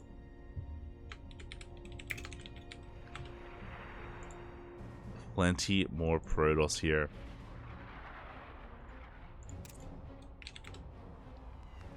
As we have our next PvP, it is going to be Rostok versus Shameless. Oh, he's Shameless, Bobby. Oh my god.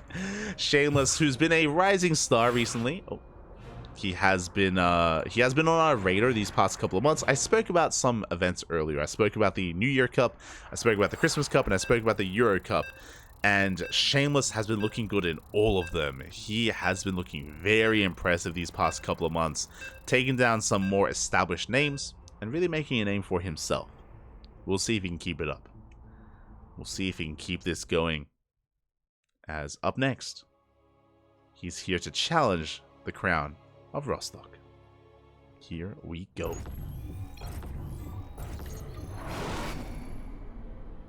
As spawning in the bottom right hand corner of Golden Aura, we have the red Protoss player representing CSO Esports, our new King of the Hill. Maybe for the first time. I'm not sure what his history is here in OSC King of the Hill, but it's great to see him here with a win. It is Rostok. And spawning in the top left hand corner, we have the blue Protoss player representing Team Little Fairy. Bit of a rising star. He is Shameless.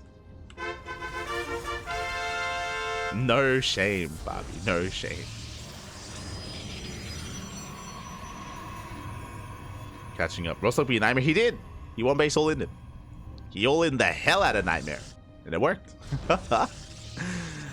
Did work quite well.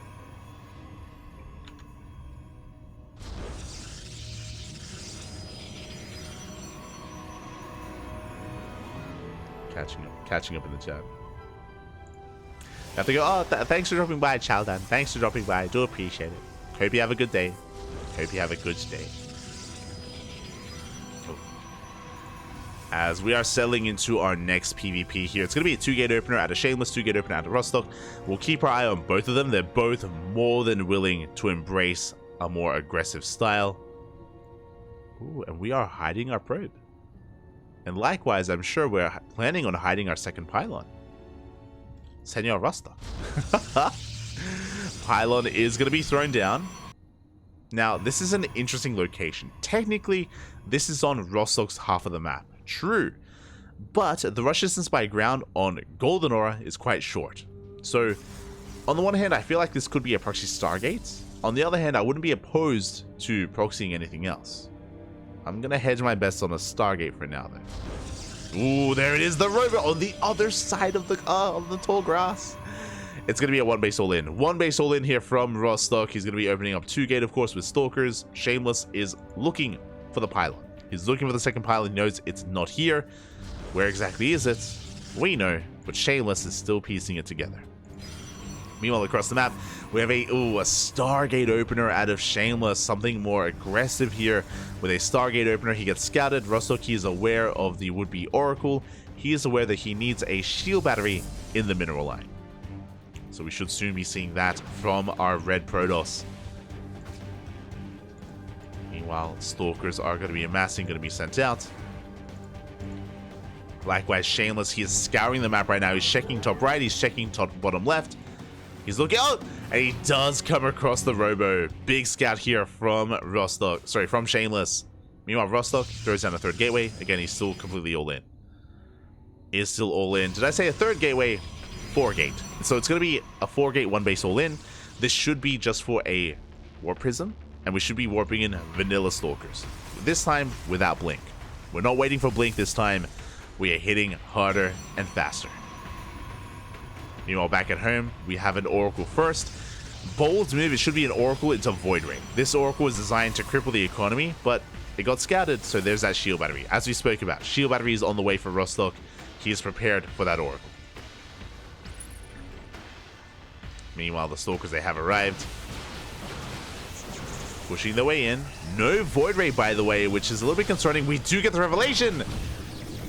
Nice Revelation there on the Observer. Great use of the Oracle, bearing in mind that we couldn't really use it across the map.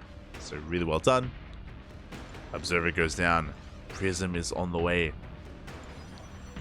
But again, this feels a little bit greedy here for Shameless to not make the Void Ray and to wait for the Immortal production. We'll see if it hurts him. We'll see if it kills him. Meanwhile, we have a couple of Stalkers back at home. Oracle dives in. Again, we are in position. We swat it away. Likewise, across the map, we have high ground vision with that Prism. The Gateway taking a lot of damage. There is a shield battery. There is an overcharge. But the Gateway is going to go down.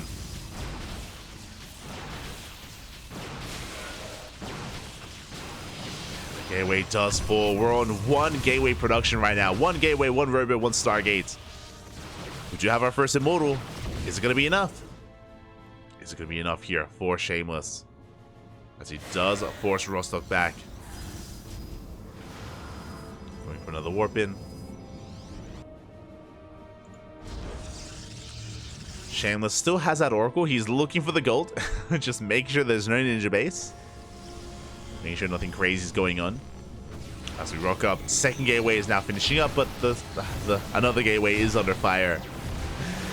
We just got a second Gateway. Good force fields, but again, good juggling out of Rostok. He does avoid most of that damage. Does preserve his army.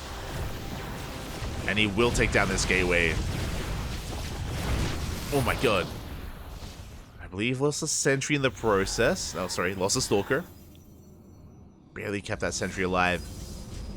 But so far, 2 Stalkers for 2 Gateways. Good trade here for Rostok. But again, that Immortal count is slowly getting higher and higher. We have 2 Immortals here for Shameless. And pushing up this ramp is going to be difficult. Do we commit? We're transitioning into a bay. Oh, Disruptors. Okay. Rostok, he's going to be transitioning into a bay instead. Meanwhile, the pylon under threat. We turned everything around. Oh my god. A big reaction here to this Oracle. And the Oracle, it's going to get the pylon. Wow, we depower the Robo. Big pick off. Meanwhile, Rostok, he's committing. He gives up on the Robo. No more mortals. We could shade into the main. Oh. Oh my god. So we drag the Immortal over, we lock it down, but we have some good force fields. We have some good force fields. We have better juggling. Shameless does keep that Immortal alive. Behind this, did we cancel? Okay, we did.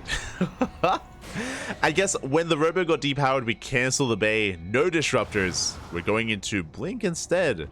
Now, this Blink is delayed. Because we initially had the Robotics Bay in production, this Blink is quite delayed here for Rostok, and it's going to take a while for us to really get into this.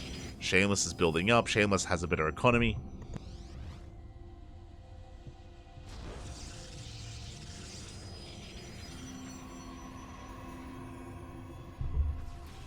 Has a better economy here as he is pushing through again with 3 Immortals. Sorry, 4 Immortals even. And Shameless, he is looking to hunt this down. And it looks like he will commit to the shade. He dives on the army, working his way through those Immortals, catching out the rest of the army as well. Clutch juggling out of Rostok, but he just doesn't have the numbers. He just doesn't have enough. Shameless is snowballing out of control. He has the higher Immortal count. The bigger ground army as well. The better economy. He's expanding. And Rostok back at home. He is struggling. Robo is still depowered. Rostok instead threatening a counterattack. Adept shades in. He gets surrounded. Does get surrounded here. And Shameless is going to keep on pushing. There is no shield battery on the low ground, unfortunately. The Immortals are across the map. They're not back at home. I mean, Shameless has that much less to worry about. A lot of probes are falling, to be fair. There's a lot of probes going down. But Shameless, he doesn't care. He's forcing his way in. Oh my god, yeah, he's just mowing through this army. So many stretches going down. The Prism! The Prism does fall. We cannot save these Immortals, but they can save themselves. GG gets called. Shameless defends against the one base all in, counterattacks, and shuts down the King of the Hill, taking it for himself. GG. Shameless takes down Rostok. And we have a new King of the Hill for the first time. This is his debut, by the way. Shameless, his first time here in OSC King of the Hill. And he does claim his first win. GG, well played. Ooh, again, it was a little bit rough there that Rostok got scattered so early. Remember, he got scattered very early on. Oh. Got scattered very early on, and now we are getting ready for our next best of one. We already have our map of choice here. We have our player. I've been waiting for him. It is going to be Nicoract. Shameless versus Nicoract. About to begin. Here we go. Yeah, Nicoract has been patiently waiting here for his next opponent for this TVP. And these two go back and forth. Fun fact, it was in the Christmas Cup that Shameless was able to beat Nicoract initially in the group stage, and then in the rematch, Nicoract got his revenge. But both times, I believe they went to the ace match. They did go to the ace match. And will it happen again? I mean, it's a best of one. It can't happen again. It's going to go one way or the other. And here we go. Spawning in the top left-hand corner of a hard lead, we have our red Terran player representing Twisted Minds. He is our new challenger, a returning Terran. As we have had nothing but Protoss and Zerg for so long, it is refreshing to see. It is Nicoract. And spawning in the bottom right hand corner, we have as opponent, we have the blue Protoss player making his debut here in OSC King of the Hill as a king as well as our reigning king here. It is Shameless for Team Little Fairy. Here we go. Now, Nicoract, he goes a long way around. He does skirt the edge of the map, and he is going for an eBay block here at the natural. Good movement out of Nicoract. Shameless should be checking. He does check here on the low ground, does confirm that eBay, and boys will be pulled, and this eBay is going to be cancelled. So good moves out of Shameless. Again, the meta has shifted and evolved over the course of the past couple of months. eBay blocks have been very popular. Scouting for eBays is much more commonplace nowadays as well. So, oh, there's one probe that's not quite attacking. It's stuck! No, there's that much less DPS available here in the probe. Yeah, there we go. It is now going to get involved. Force a cancel on the eBay, and Shameless can expand. Behind this, Nicoract, I believe, there we go, is going for a Rax expand. I was going to say that typically if we did succeed with this eBay block, we would be going for a Rax into factory follow-up. Very aggressive into Cyclones, but because the eBay block didn't quite work out, Nicoract is transitioning into a more economic follow-up instead. So it's going to be an economic opener here from our red Terran player. Behind this, Shameless getting into his own opener as well, as we're going to be settling into our game.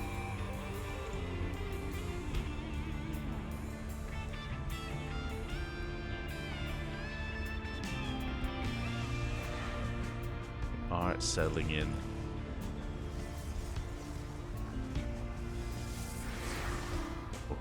As we do have the Reaper just skirting around the edge here of the natural. Likewise, going to be zoned away. Behind this, we have our follow-up. It is not going to be a 3-vax, which was on the table here as a viable follow-up, but no, we're taking a second gas, getting to a factory, getting to a 2-1-1 setup here. Or even a 1-1-1. Meanwhile, we've chosen our tech of choice. It is going to be a Twilight Council, not a Stargate. Twilight Council opener here at a Shameless should be Blink. The question becomes, as always, how many gateways? How aggressive, how defensive, how economic? Which of these three will we be here for Shameless? Again, Blink is a very versatile way to open. Very versatile way to play out Protoss versus Terran. That does get across the map. Resting a shade. We can see it's going to be a 1-1-1 opener here from Nicoract. Factory into Starport. Safety Cyclone initially here, which makes sense. No scouting. So this Cyclone is basically meant to keep us safe against an Oracle or a Phoenix in case it was a Stargate opener. As we know, there's no Stargate, but Nicoract doesn't know that. So he's forced to play safe. Forced to get into that Cyclone behind this no Widowmine drop. We're going for what looks to be not even an add-on swap. Fast tanks? Oh my god. Okay. Very fast tank production here from Nicoract. This is not of the norm. With this one, yes, we're going to be very safe against Blink Stalkers, regardless of how many there are. Very early tank production. But this looks like a 2-base all-in. Like, you would not start tank production this early on if we didn't plan on pushing out with 3 or 4 tanks and even pulling the boys behind it. We're working up and building up a very hefty army. Again, the downside of this is no scouting information.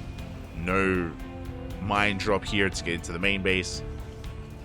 First tank is out, second tank is on the way. And we're already pushing. Oh my god. We're already moving out.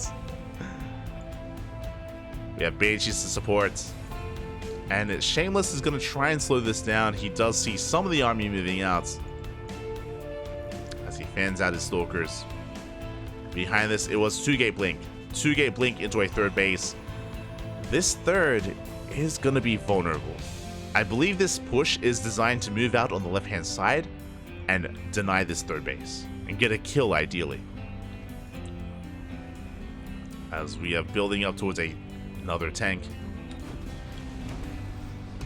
2 tanks are out. Third tank is on the way. More Banshee production. Sorry, getting into medevac production. Here we go. We are pushing. We are moving out. Shameless has eyes on this. Oh, but does bleed out a Stalker.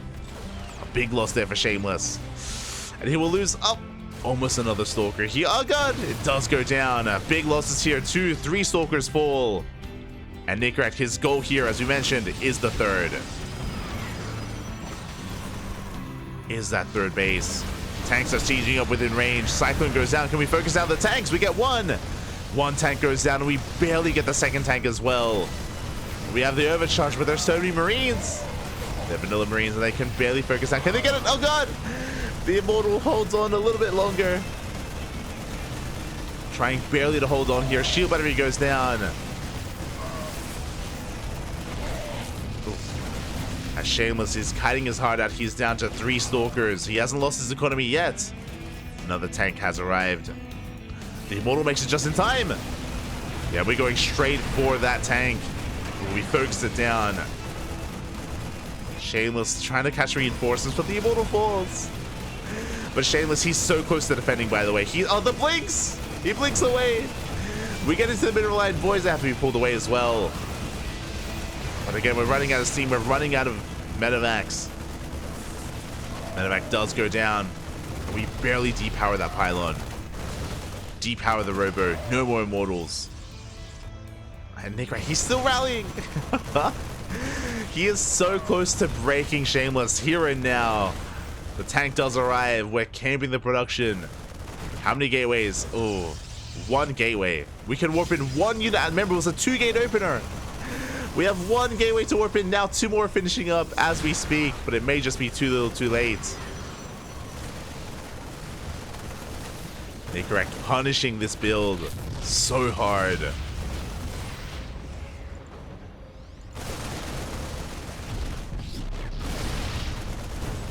We deny mining here at the natural. We go straight for the third base as well. Second tank does arrive. We go for the dive here with these Stalkers. So many of them go down, and that's too much. GG gets called. Well played. And Nicoract does take down Shameless 1-0, becoming our new king of the hill. GG. GG, well played. A very aggressive build there out of Nicoract. Really early tank production into Banshees as well.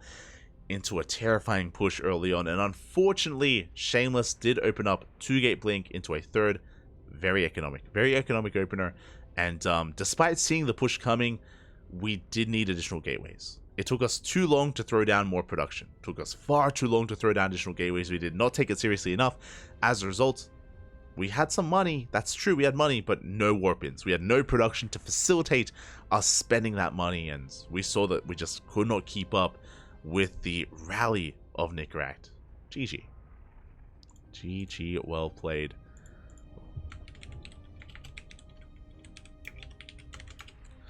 With that, Nicoract does take down his opponent. And the question becomes, who's left? Who's next and who is left here? We have 2 best of 1s remaining. 2 matches, 2 players. Who's it going to be? Who is it going to be? Ooh, I see someone lurking in-game. I see a couple people lurking in-game. Oh my. Bobby. Okay, who's it gonna be? I see DNS. I see Young Yakov. I see Fiant. Oh my. Some pretty big names. Who do we got? Who do we have?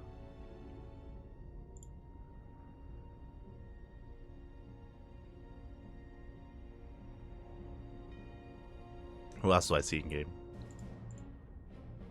Who's next? I see Nikic. I see Kellezer. Diego. I haven't seen Kellezer in so long. Oh, and here we go. We have our next player here. It is going to be another Terran versus Protoss. Apparently not a member of OSC Elite, but he does have a guest pass, apparently, which I guess you do receive for performing well in tournaments. But it is going to be Nicoract versus, arguably, at one point, he was the ace player of the Platinum Heroes. It is going to be DNS.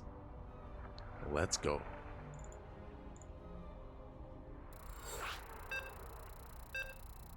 Let us go. Nicoract versus DNS. DNS, of course, he had an amazing season of WTL. It was WTL Summer of 2023, where we were able to feature him, and he looked so damn good, so damn strong. We got to feature him against players like Maru, players like Serral. DNS, he was holding his own against the best of the best out there in World Team League. It was great to see.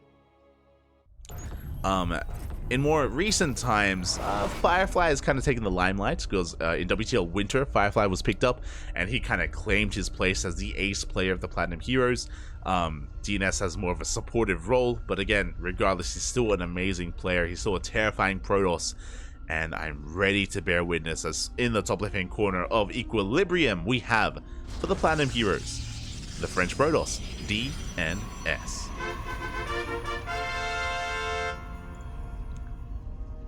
And spawning in the bottom right-hand corner, sorry, top right-hand corner, we have as opponent, we have, for the first time, by the way, we're loading into Equilibrium for the first time tonight. We have our blue Terran player for Twisted Minds, the current king of the hill. It is Nicoract.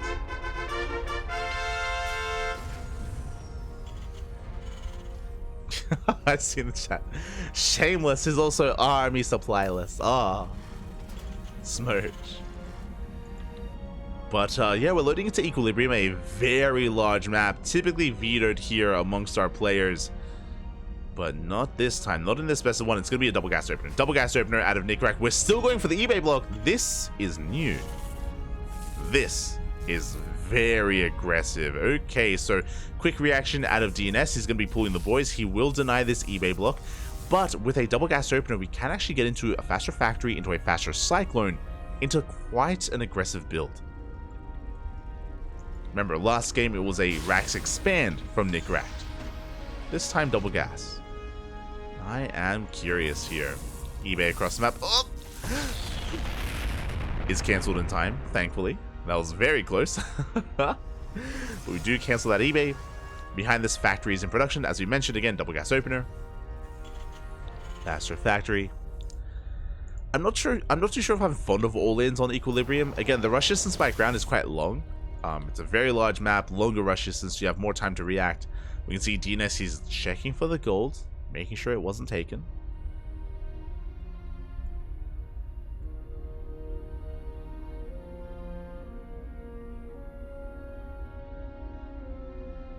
Oh, right. My apologies.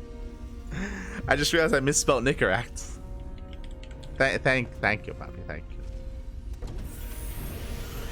Look, it's getting late, okay? It's almost 4 a.m., but it's almost 4 a.m. It's the cynical as the add-on. No shot. The add-ons of the pylon block as well. DNS coming in, disrupting production at just the opportune moment. He does deny the add-on swap, and he gets a full scout of the main base, gets eyes on the CC and the 1-1-1 follow-up. Ay. Slick moves out of DNS. Unfortunate moment for Nicoract. Very unfortunate here. Pylon does complete the probe. It's tasing away at the SCV, delaying the CC if at all possible. Marine comes in and will force this back. But this is so annoying. Like, everything that could go wrong has gone wrong here. Not just, again, the production, not just the build, but also the free scout. The free scout of the main. We get eyes on... Oh, do we see the tech lab? Oh, I'm curious. The pylon sees! No shot. It sees the tech lab, forces to cancel as well. This is brutal. Meanwhile, across the map, Adepse shut down the Reaper. Going for another add-on swap. Now, I believe DNS, he saw the canceled... Yeah, he saw the canceled tech lab. He saw the canceled tech lab. He's aware that there's no Banshee on the way. Opening up Phoenix. Base is being taken here, and we're now getting back into our build. And what are we going for even? I don't even know at this point. We can go for a Cyclone drop, true. We have 2 Cyclones. At the same time, did we scout the tech? We did. We are aware of the Stargate, so the Cyclone is going to be taking defensive position here, protecting against these Phoenixes. Likewise, DNS, he saw the Cyclone production. He saw the first one come out. So he's aware that he has to be wary of said Cyclones. As he does dip in. Oof. Takes a couple of hits. But again, he at least confirms that the Cyclones are still back at home. And we're building up Vikings. We're just sending it. Vikings, Cyclones, and Marines. We're sending everything across the map. A bit of a kitchen sink build, but very aggressive. Now, these are vanilla Marines. No stim, no combat shields, but their purpose here is to support the army. Again, everything here shoots up. Everything here can kill Phoenixes. And with a Phoenix-based opener, that's really all we have to defend. We have a handful of units on the ground. Can DNS hold? He has a shield battery, he has an overcharge. Ooh, as he catches a couple of reinforcements. Nicoract is going to keep on pushing. But we have a ground army, we have enough time. We have Stalkers, we have a handful of Adepts as well. Phoenix is catching a Viking. So again, a solid defense so far by DNS. Picking this army apart. Oof. And yeah, he can proactively just chase this down as well. Yeah, we pick up every single Cyclone. We've shut this down completely. GG gets called. The push will fall on its face, and DNS claims his own win for the first time in OSC King of the Hill. GG, well played. DNS looking solid, having his way with Nicoract. Just really disrupting the start and basically kind of forced an all-in out of Nicoract. Didn't quite work out for him. He was hoping that maybe there wasn't a ground army, that DNS was skipping out on warp-ins. That would have been ideal, but there were Stalkers, there were Adepts, there was plenty on the ground to support, and yeah, DNS handled that situation beautifully. GG, well played. A solid win there for DNS. A solid win. Again, this was his first time here in OSC King of the Hill. Starts off with a win. Again, he's an amazing player. He's one of the stronger Protosses in Europe. And who is up next? Who do we face off against? As, let me just double check here. !B in the chat, if you guys want to have a look at the back of yourselves. One more game. We have one more game remaining here in OSC King of the Hill. Who will be the last man standing? These past couple of series, we've kind of been trading blow for blow. Rostok had one win. They got knocked out by Shameless, got knocked out by Nicoract, knocked out by DNS. We've been just trading the crown back and forth. No one's been able to hold on to it for quite some time. And we'll see if that continues.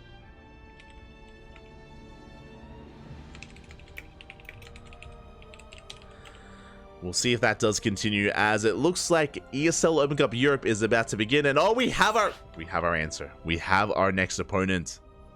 Oh, Cynical's gonna like this one. Oh my god, we're already starting.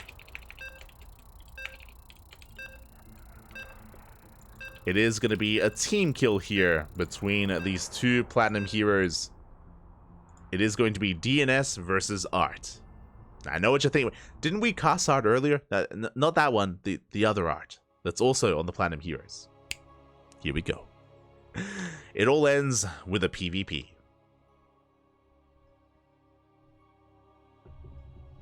Here we go, and we have our map of choice, Hard Lead. And spawning in the top left-hand corner of Hard Lead, we have our pink Polish Protoss player representing the Platinum Heroes. It's a lot of P's. It is Art. And spawning in the bottom right-hand corner, we have his opponent. We have the red Protoss player from the land of France representing the Platinum Heroes as well, as this is a team kill. It is DNS. Let's go. Oh, I see Cynical in the chat. You got what you wanted, Papi. You got him. He's here. Oh, my apologies. Wait, what? My apologies here, because I assumed that DNS was on the Platinum Heroes, and he was. I missed this announcement. As of 20 days, how did I miss this? As of earlier this month, DNS is no longer in the Platinum Heroes. He's on Berserker. He's on Berserker Esports. So that's my bad. I missed the announcement. Yeah, really cool to hear. Not in game, could do with a clan tag, not gonna lie, but yeah, DNS, he's kind of left the flock, is spreading his wings, and I hope he's getting the support that he deserves on Berserker Esports. In my mind, Berserker and the Platinum Heroes, they're kind of like, they're very similar. They're like cousin teams. They're both quite large. They both have amateur divisions. They both sponsor tournaments. They both sponsor events, and yeah, Platinum Heroes and Berserker, I feel like skill level wise as well, they're pretty similar. That is a big blow, though, to the Platinum Heroes, because DNS was one of their heavy hitters, and Firefly was as well. And there are rumors, or there's confirmation, that Firefly, I believe, has found a new team. And DNS, likewise, also has found a new team as well, clearly. So, yeah, the Platinum Heroes, we're looking a little bit rough for WTL, not gonna lie. But, you know, in the ashes of DNS and in the ashes of not just DNS but also of Firefly, that's where Art can rise. That's where Art can really show what he's made of. 2-gate opener from both players. We have a fake proxy pylon from Art and a fake proxy pylon from DNS. Great minds think alike. So both players trying to fake each other out, and DNS is looking. He's looking for that pylon. He is scouring the map right now. Likewise, Art also going to be checking at least nearby. Oh, actually, Art didn't probe scout. Never mind. Art, he didn't even probe scout. So DNS is going for a fake proxy pylon, and Art has no idea. Like, he didn't even check. Smooch. Feels bad, man. It's like DNS is like doing all these flips and cool tricks, trying to like impress someone, and like Art's not looking. He's not even watching. Feels bad, man. Regardless, Adept is gonna be knocked down, and we are getting into our units of choice, our tech of choice here, going for a Twilight Council opener here from Art. DNS going for a Robo. He believes it's an all-in. Second pylon on the high ground here. DNS, he's a little bit paranoid. Shield battery on the pylon on the low ground as well. With this Robo-based opener, it is very safe. You can, of course, get into early game Immortal production and defend against anything like a one-base all-in. DNS doesn't know that there is an expansion.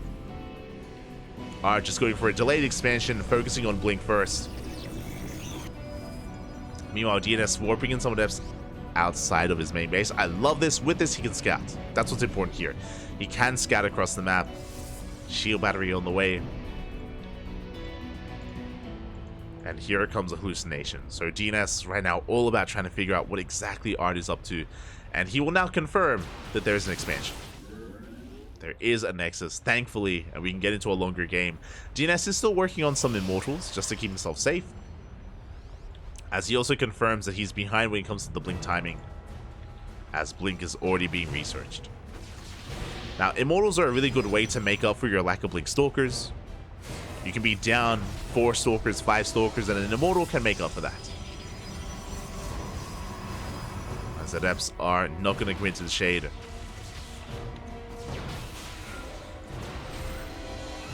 Oh my god.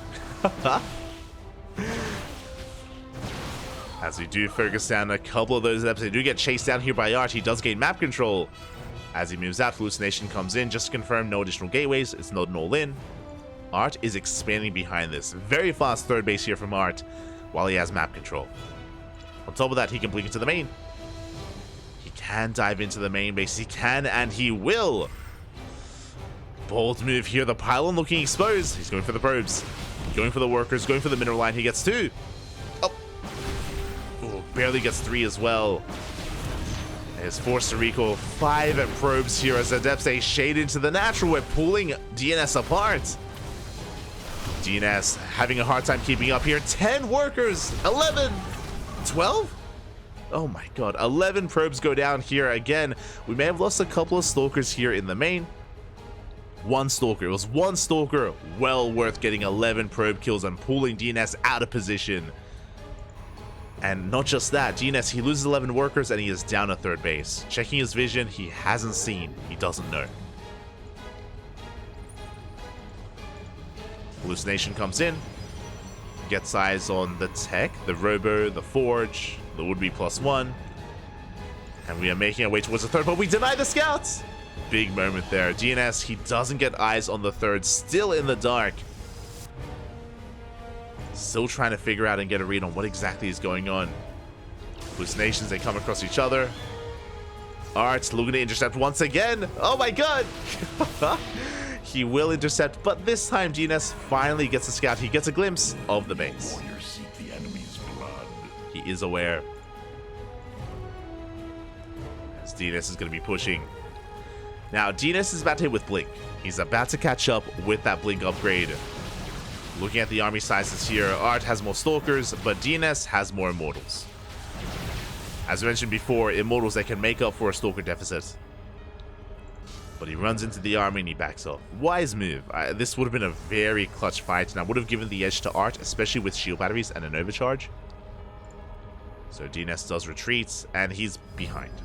Like, DNS straight up, he just has a later third base as a result. Down in workers, down in economy. Down when it comes to +1. +1 already underway here for Art. Meanwhile, DNS still working on his first Forge. Again, the one advantage that DNS has is the Immortal count. That's all he's really got going for him. And even then, Art, he's building up his own Immortal count as well. Nation comes in. Doesn't see much. Art he's being so greedy. Takes a 4th as well. Always the first to expand here. Takes the 4th base. DNS behind this is going to be transitioning into Charge. We have Charge on the way instead. It's a good way to kind of diversify our army and get away from Immortals on Blink. But Art is pushing. Art, he's moving out. He's already got Charge on his army. He has the Prism to reinforce. DNS's Observer does catch wind of this. He does see, he is aware. He's getting ready himself. He has a shield battery, overcharge, 3 Immortals. Observer gets sniped, but Art knows he's been scouted. Oh, and how do we approach this? Art, he has the high ground. He has the concave. And he's going to be able to take a better fight. He blinks on forward. He shuts down that overcharge. No more shield batteries, no more overcharge. And now he's snowballing out of control. Those 2 Immortals doing so much damage to the back line. Shield batteries finishing up, but it's going to be focused down as well.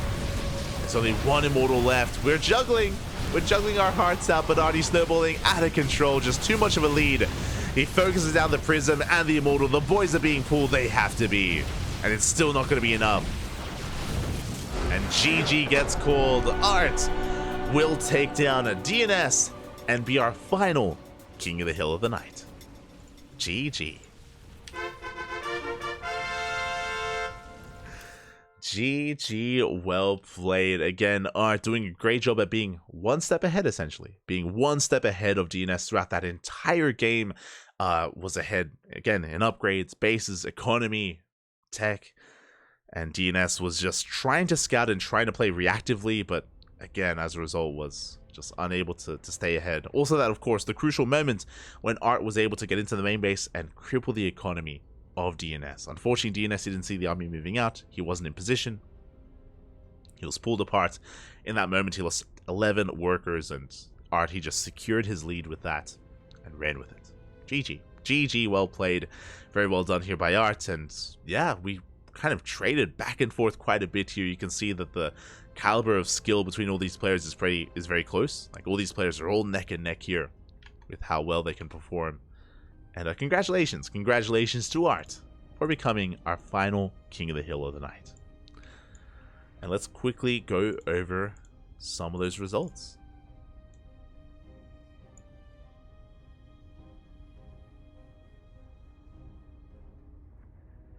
Let's quickly go over it as we switch our scenes over. Bam. And exclamation mark B in the chat if you guys want to have a look at the back of yourselves. There we go. And we started off with the beginning of the night here, and alright, I forgot to change this. I wasn't sure if I was going to use this scene actually. Where's the crown? Where's the crown? There it is. Beautiful. Okay. From the top, we had Spirit. We had Spirit as our reigning champion from last week. He did start things off here with a bit of a bang. Did go on a bit of a win streak. Took down QuanTa and HiGhDrA. But Wayne, he came out of left field here. He came out and he took Spirit down in a pretty intense series, in a pretty intense matchup. Wayne was able to flex his skill and bring down Spirit. And then the era of Wayne did occur. He went on a pretty deep run here. He took down ForJumy, Gerald, Gref. Quite a lot of Protoss players. Quite a lot of Protosses fell at the hand of Wayne. But eventually, through the color, they were all avenged by NightMare. NightMare, he came out and he was able to avenge his fallen Protoss brethren here. Took down Wayne and he just went on his own tear as well. He took down the other arts. He took down MeomaikA, DIMAGA. And in a twist of fate, who would be the one to stop NightMare? Not MeomaikA, not DIMAGA, not Art. Rostok. Rostok came out of nowhere here, and in a PvP with a 1-base 4-gate blink all in, he caught NightMare with his pants down. Again, this was on Hecate. NightMare had an unfortunate start where he had invested heavily into Adepts, which was less than ideal to defend to support his Immortals, and Rostok, he popped off. He was the one to bring down NightMare, and honestly, if it wasn't for Rostok, it's possible that maybe NightMare's run wouldn't have ended. Again, he's just a terrifying beast, a terrifying player, but anything can happen in PvP. Anything can happen in PvP, and in the aftermath of the NightMare dynasty, we had a bit of turmoil because because the king could not last long. We then went into just 1-0s left and right, and players were just knocking each other out until, of course, we landed on Art at the end of the night. So yeah, it was a great tournament. Great run here. For those that are curious, again, OSC King of the Hill, it is a King of the Hill style tournament where it's pure best of ones. As you can see, purely best of ones. And every now and then, this happens. Every now and then you get an upset like this, where, hey, it's a best of one. All you need is one game. Come in with some cheese. Come in with an all-in, and you can pop off.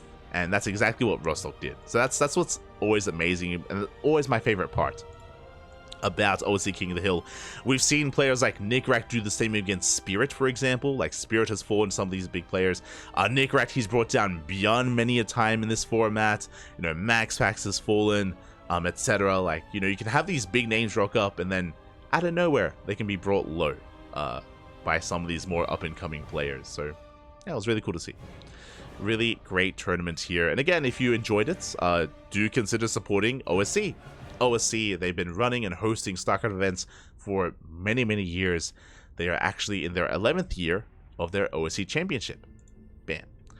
their OSC Championship. They do have an Indiegogo, !OSC in the chat. If you guys are curious, if you guys want to support it, you can already see some people have already pledged and added to the prize pool here. But there is an Indiegogo, and again, every year there's an OSC Season Championship. Basically, this is like IM Katowice. This is like the World Finals for online tournaments. OSC, they're partnered with basically every online event out there. Events made by Wardy, by ourselves, by any other, by KSL. I want to maybe I'm not too sure about KSL, but many events out there, they do provide OSC points to kind of fund and to kind of build up towards this online finals.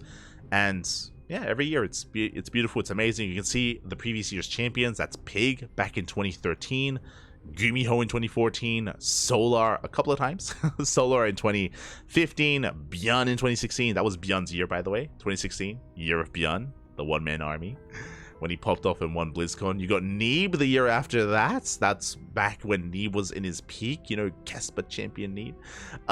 In 2017, we got Solar following that. We have Cure here in 2019. 2020 was Clem, followed by Zest. This was just before he went to the military. Just before Zest went to the military, bam! He was our OSC champion for 2021. And then MaxPax was last year's champion in 2022, of course. A beautiful selfie of MaxPax, beautiful. I don't know how he does it, you know, how he's able to just get the right angle there for just a beautiful shot. It's beautiful. And who's next? Who's this year?